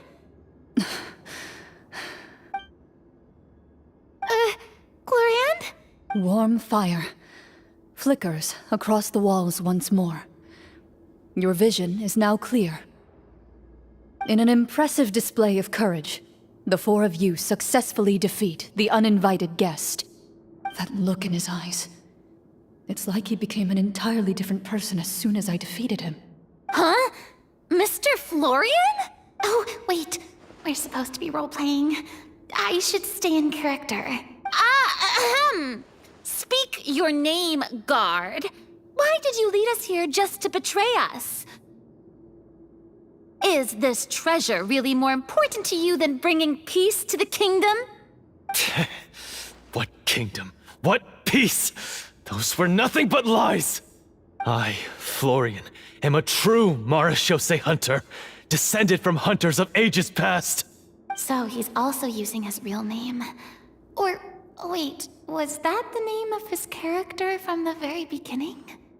Then I'm even more confused. If you truly are a Marechaussee Hunter, shouldn't you want to help us just like you said before? Shouldn't we fight together for the sake of the people? What do you know? In this day and age, there's no glory to be had as a Marashose hunter. What's that supposed to mean? My skills were passed down to me by my father. We lived a life of obscurity in the remote wilderness. Still, he devoted everything he had to being a Marashose hunter. And what did he get in return? A life of poverty and pain. In a world that forgot all about him. When he died, not a single person came to mourn his passing. The Marashose hunters were the ones who saved this city. We're heroes. We deserved more recognition and respect than this. Is he talking about how no one in the capital seems to remember the hunters and their legacy? I didn't expect the script to contain this level of social criticism. So that's why you want to take the treasure for yourself? You feel like you're owed fame and wealth? If you already knew where the treasure was located, why didn't you just come down here and take it? Because I still needed the final key. Only a true Marashose hunter is capable of passing through this final door. As someone who sought to hurt others for his own gain, Florian lost that right long ago. Okay, but what is this treasure anyway? We've got all the keys, right? So can we just go in and take a look? You're sure you want to go in? We've been talking about it for so long, of course we want to see what's inside. And we've already defeated Florian, right? So he won't try to take it from us anymore. Pesky brats. Watch yourself. Then let's open the door together. All right. Your choice of action is confirmed.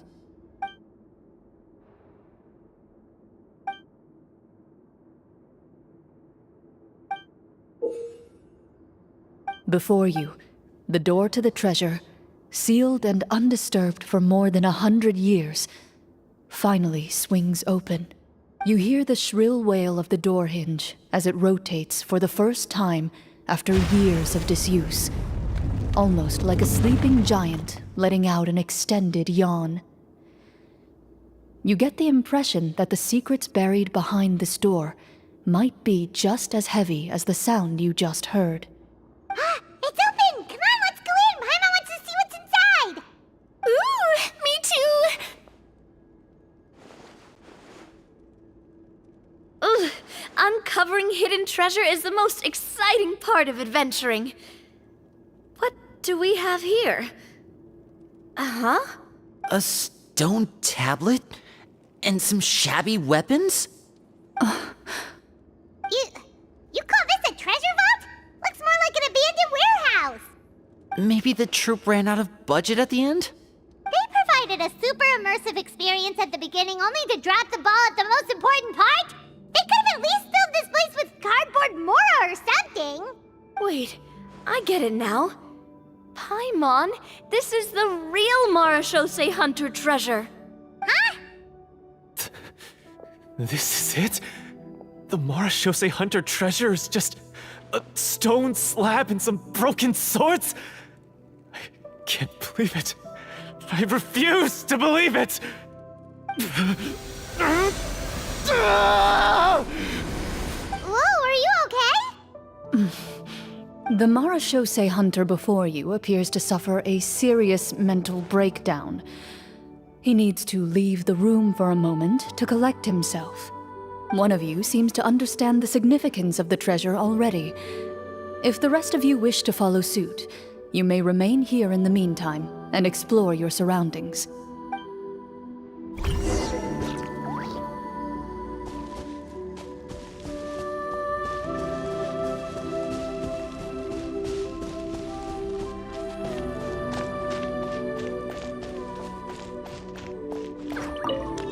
What is the treasure supposed to be?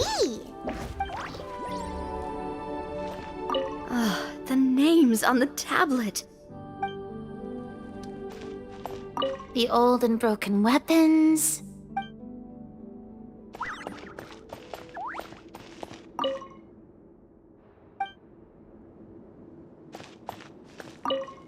Walter.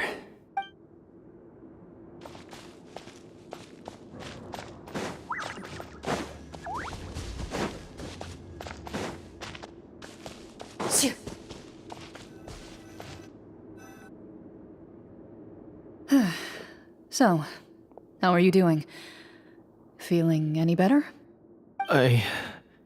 What just happened? Do you remember how you got here? Or what happened to your body just now? I remember now. I brought you here because I wanted to... The explosives in the cave! You mean these? Huh? How did you... I could tell something was off the moment I stepped into this cave, so I kept an eye out.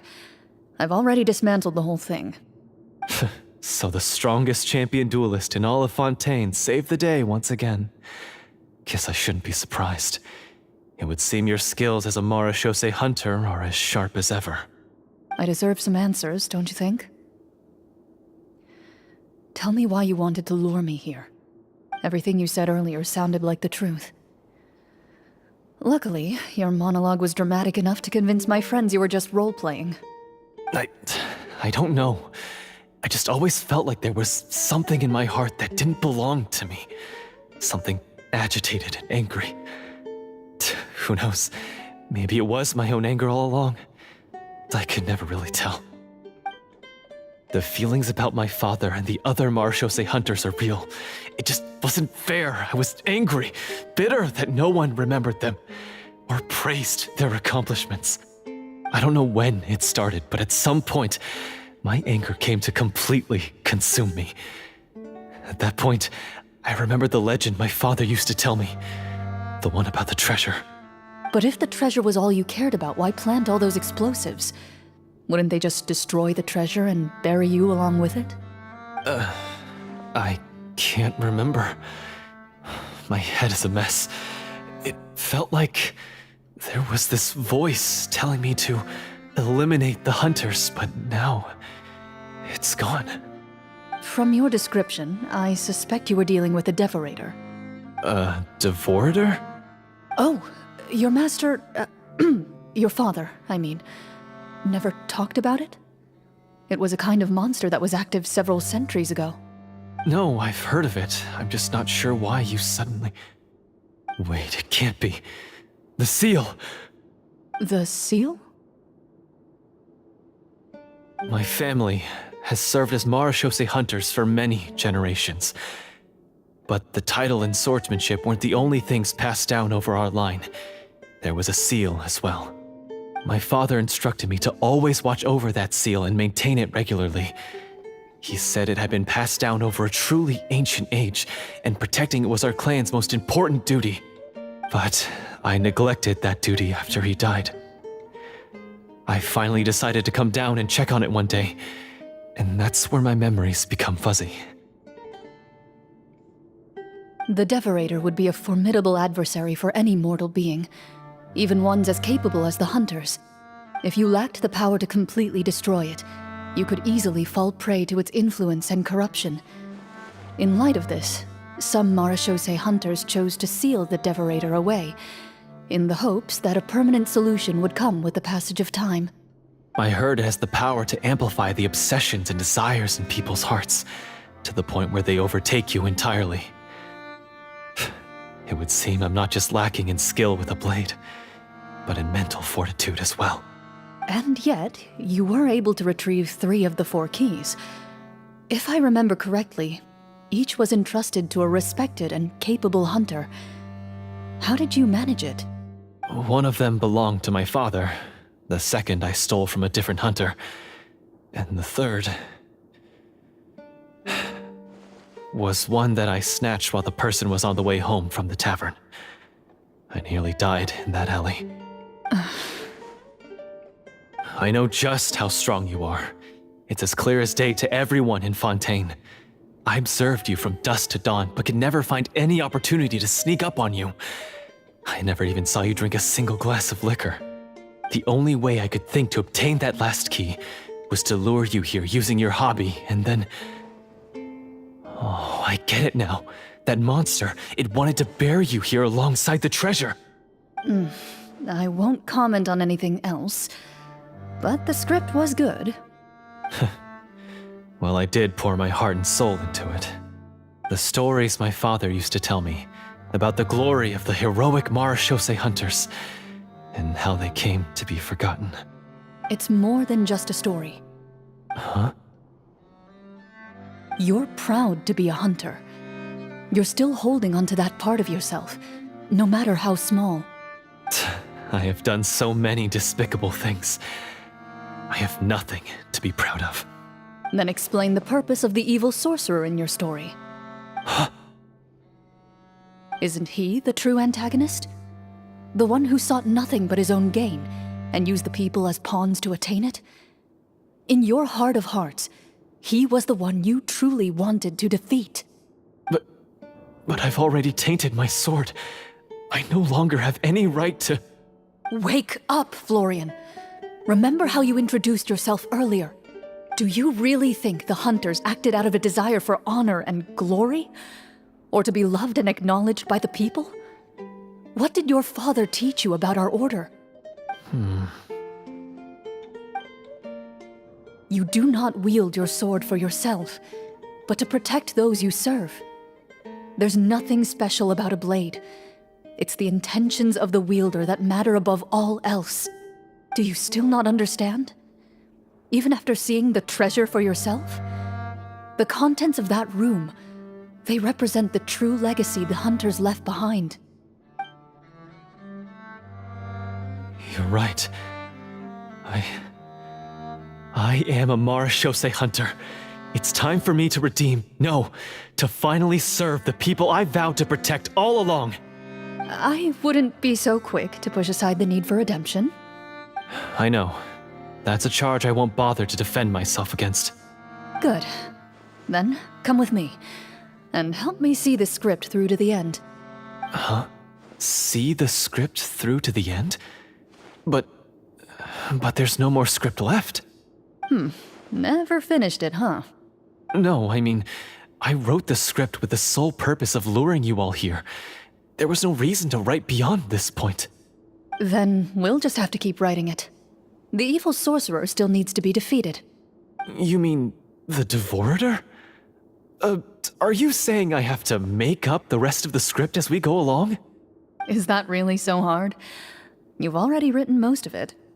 Surely you can write an ending where the hunters win and justice prevails. I'll be there to help you too. You aren't afraid your party will fall into danger? I know what my friends are capable of, and they're all quite skilled. Besides, I need their help. Then, are you going to tell them the truth about all this? I don't intend to spoil the fun. Sometimes, protecting dreams and fantasies is more important than exposing the truth. Don't you think?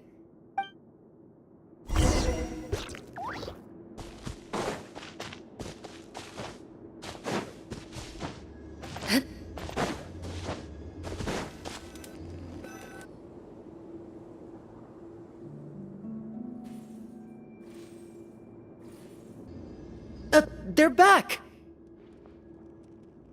That took a while. Ahem! My fellow Marashose hunters, please forgive me, for I have sinned. Tone it down. Sorry. After crossing swords with you and witnessing your courage in battle, I've rediscovered my true self and regained my pride as a Marashose hunter. Oh, do I smell a redemption arc? I confess, I was brainwashed by the evil sorcerer. He asked me to lure you here so he could bury you in this cave. That little... Wait, you're saying all of that wasn't you, but the evil sorcerer? That's right. He's adept at manipulating the hearts and minds of the people.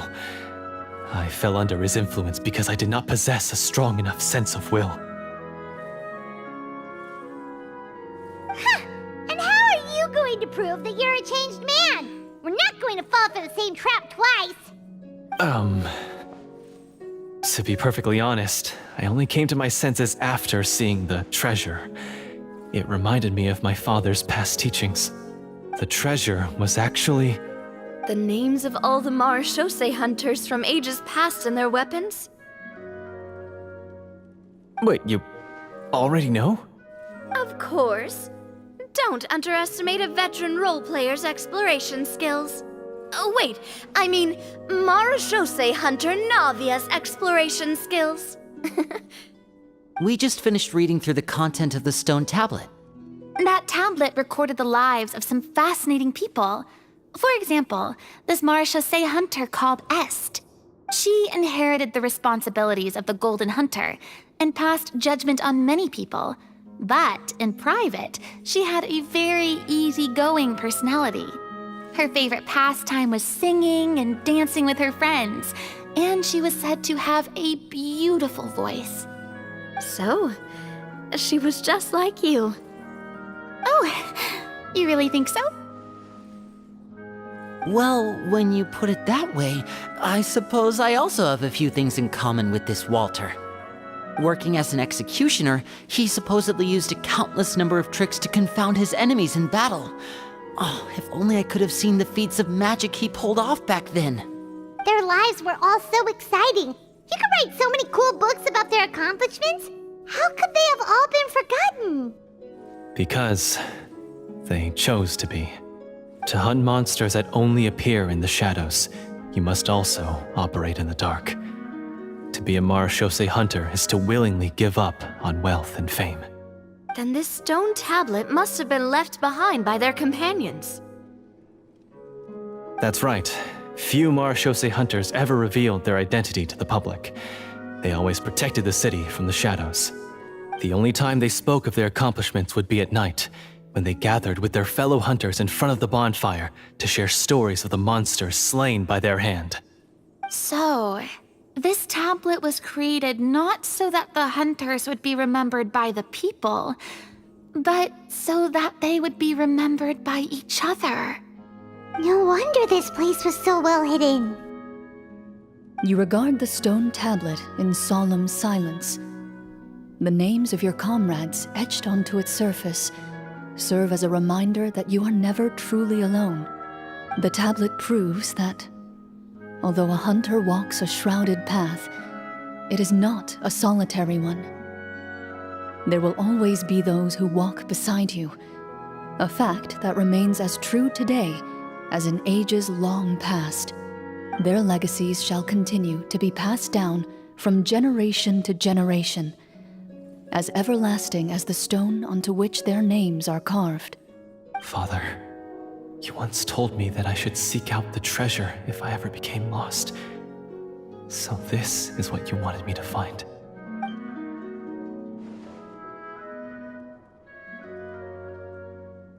Thank you, my friend. You are very kind. I implore you, everyone, please give me a chance to make up for all I've done. Allow me to fight alongside you and defeat the evil sorcerer that threatens the peace and prosperity of everyone in this kingdom. Well, I say we let you join. Sounds good to me too. Everyone makes mistakes. What matters is what you do to make up for them. I have no objections, but Mr. Florian, do you even know how to defeat the evil sorcerer? When he took over my mind, I gained some insight into his thoughts. Every time I thought of the treasure, he reacted with a strong sense of fear. Huh? He's afraid of the treasure? But there's nothing here except some broken weapons and the stone tablet. What if the secret's hidden inside these weapons? GM, permission to investigate.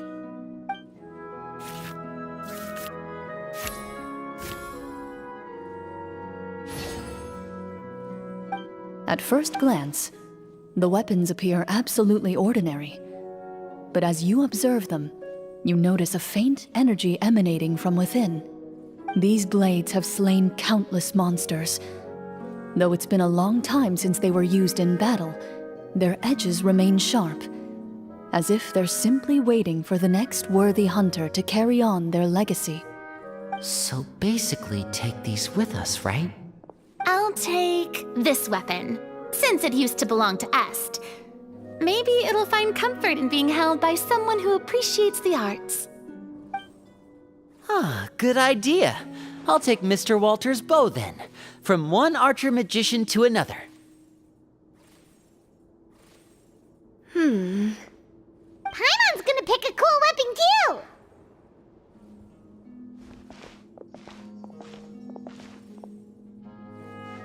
As you grip your weapons, you can almost feel the will of past hunters coursing through your being.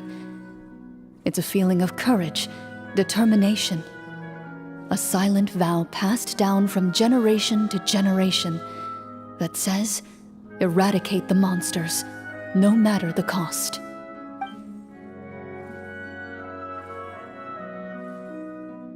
Mr. Florian, do you know where to find the evil sorcerer? I was able to see his surroundings when our minds were connected. I believe he's currently hiding out at the church in the kingdom. We must be extremely careful. He's spent so long living among monsters that he's now taken the form of one. He will not be easily defeated. Then why don't we explore some more and try to find some higher level gear? We don't want to just fight him and lose, right?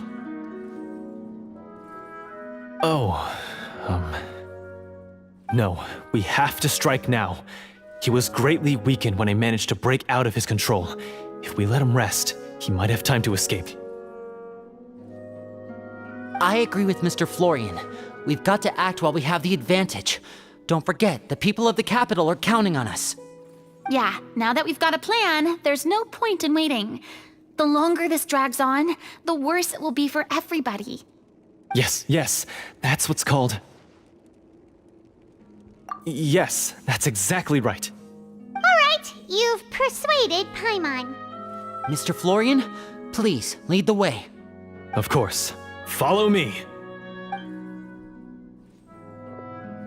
He had to set up so many scenes today, and now he has to join in for this last part. I really don't envy his job. Finally, you decide to slay the evil sorcerer and bring peace back to the kingdom once and for all. As you walk away, you feel the gaze of the stone tablet at your back, as if all the hunters of the past are wishing you success in the battle ahead and awaiting your triumphant return.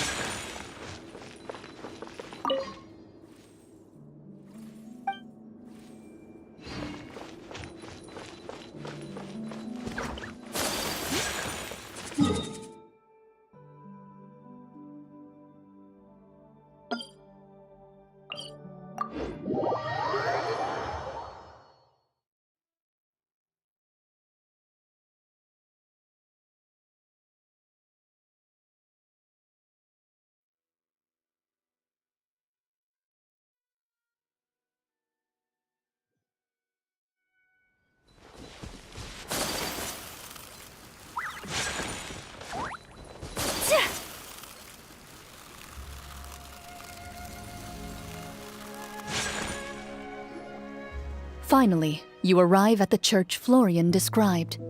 As you approach, an ominous aura surrounds you. You get the sense that your enemy is close at hand. How strange. This uneasy feeling seems so real. How did they manage that? Now, it is time for the final battle. Let's go!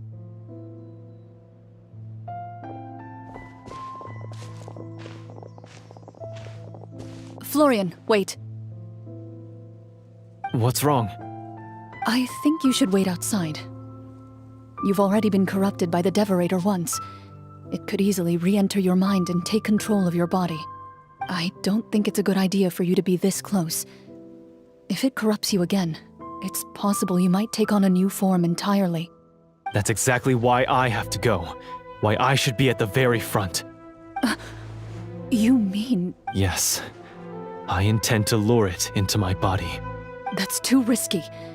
If things get out of hand, I might have to kill you. Do you understand how dangerous this is? I understand, but if I do this, you'll have a clear and visible target.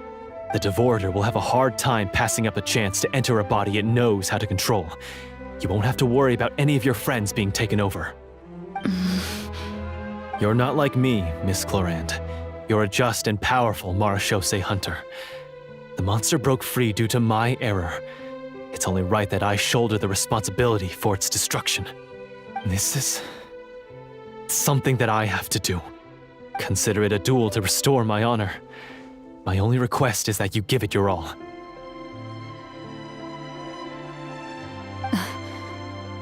I understand. Then, as a champion duelist, I hereby accept your request for a duel, and extend to you my most sincere regards. Thank you. The battle is now upon us. Let the Devorator once again tremble under the blade of the Marechaussee hunters.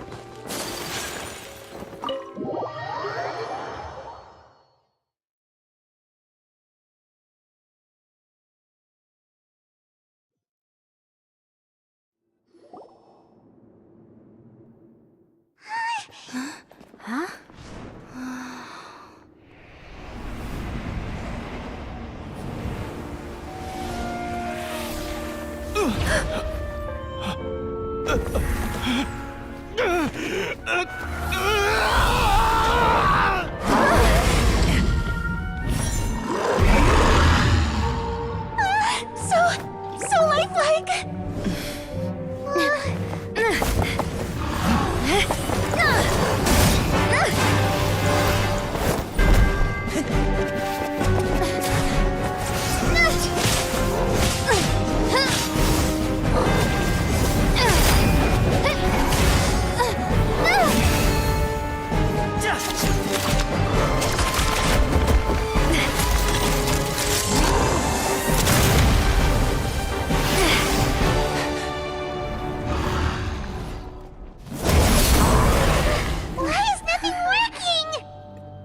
This foe is not invincible. You hold the treasure, the power to defeat it, in your own 2 hands. The treasure? You mean... The names! It's the Marechaussee hunters' names! How are we supposed to... You forget, Paimon? There's still one skill we saved until the very end. Hunters fight not for fame, but to aid the people whenever they are summoned.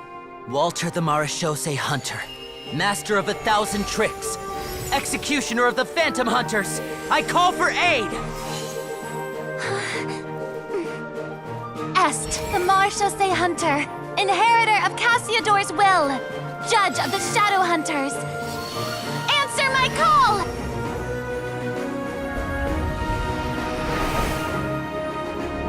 Petronia, protector of justice and order. The hunter I respect the most. Thank you for saving my friend, the best one I'll ever know. Please, lend us your strength!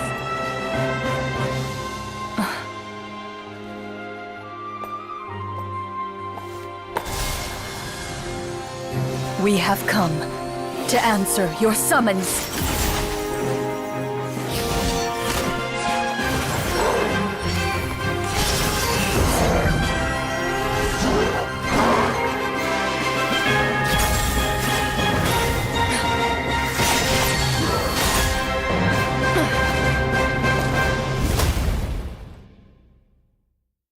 And so, the monsters were eradicated, and the sorcerer was defeated. Peace soon returned to the capital.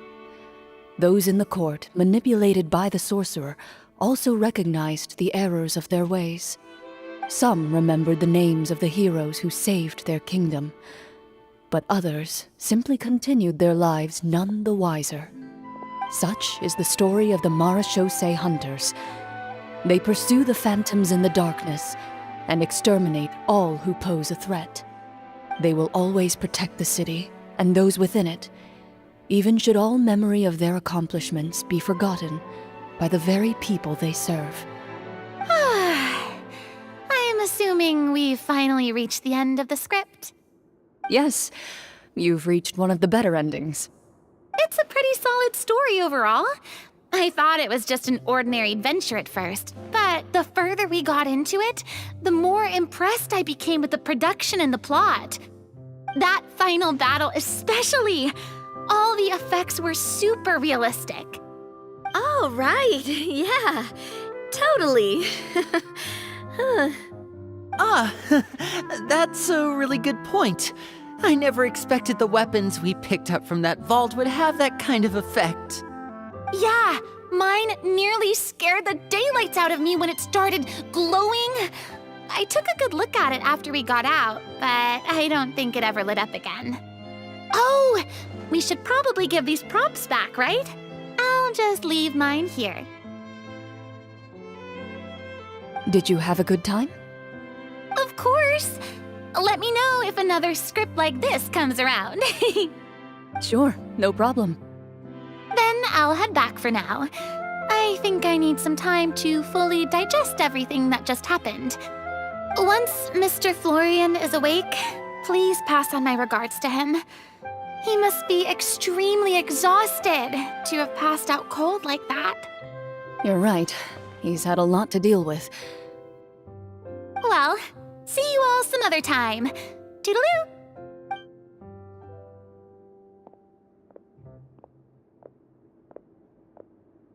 Okay, so, can I ask now, I think it should be fine, yeah. what in the world was going on back there? So you saw through all of that? That time in the cave when you told us to close our eyes, it'd be weirder if we didn't notice anything. I was dying of curiosity the entire time. I mean, you did a pretty bang-up job of pretending nothing had gone wrong. Farina actually looked like she thought all of it was planned. Guess none of us wanted to be the one to break the illusion. What are you all talking about? Oh, wait. Don't tell me Paimon never... Oh, this is all my fault. It's not too late to cover your ears. Here, Paimon, I'll do it for you. Bit late for that, don't you think? You're saying everything that happened back there wasn't actually part of the script? It's probably more accurate to say this was never a real scripted story to begin with. What? So loud. My head. Hey, you! Get up right now and explain yourself! No shaking, please! Oh, my head.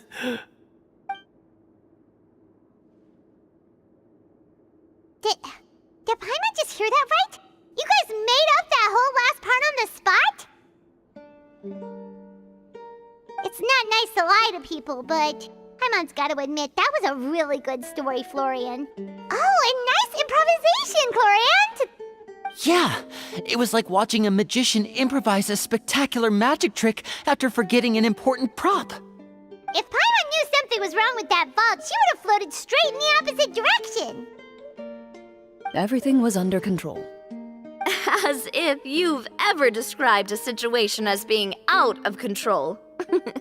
I'm pretty sure any situation you consider to be easy to handle would scare a reasonable person half to death. Guess I'm just used to it. You must run into a lot of unexpected situations then. That explains why you're so good at coming up with things on the spot. As for you, Florian... I know there's no excuse for what I did. I'll turn myself into the guards at once, confess my crimes, and accept any punishment that comes my way. I would say you've already suffered more than enough. What?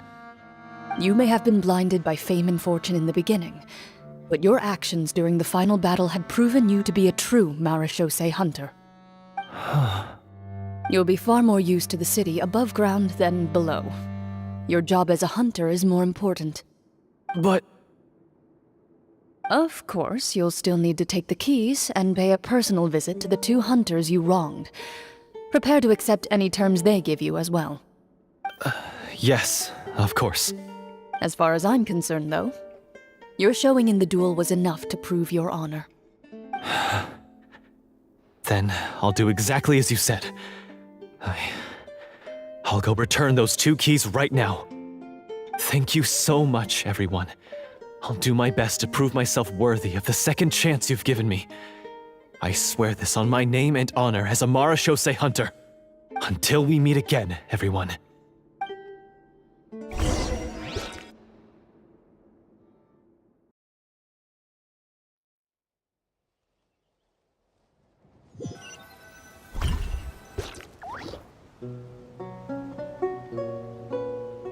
Speaking of Marashose hunters, what should we do about the treasure in that cave?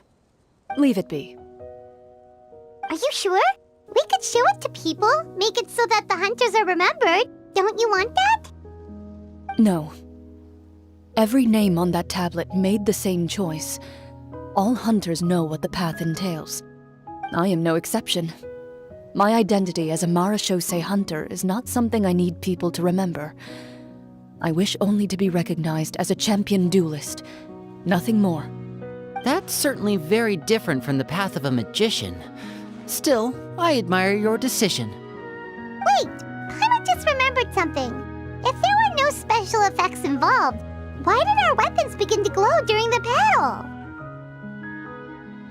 That's because the Marashose hunters of ages past would often imbue their weapons with special enchantments to suppress the monsters.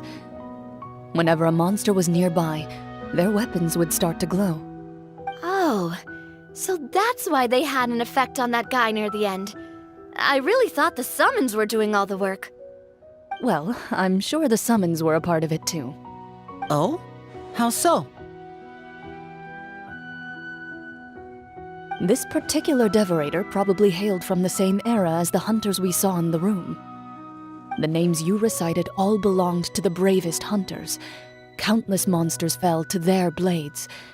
That's likely why the devorator visibly reacted when you said them out loud. So the names held the power all along!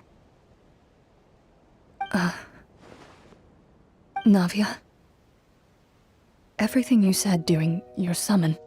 Huh? Oh, I meant what I said. I mean, it was true to my character, so yeah, I'm glad you heard it. Just don't make me repeat myself. I really appreciated those words. All right. Don't get all sentimental on me. Anyway, let's not talk about that anymore. I'm going to go on ahead. Don't fall too far behind now. She ran off! I should probably head back as well. This story was truly incredible.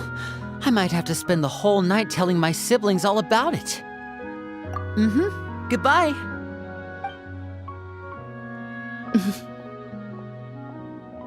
Traveler, should your name and deeds be forgotten, what do you think the significance of your journey will be? I suppose the significance would be the journey itself and the world we helped create. There's still value in the time I shared with everyone here, in the things we were able to accomplish, even if no one remembers them. A great answer. I'll remember it. Me? The Marashose hunter says nothing in response to that question. Perhaps her answer lies in her silence. An unspoken vow left to echo through the night. The path she walks needs no explanation.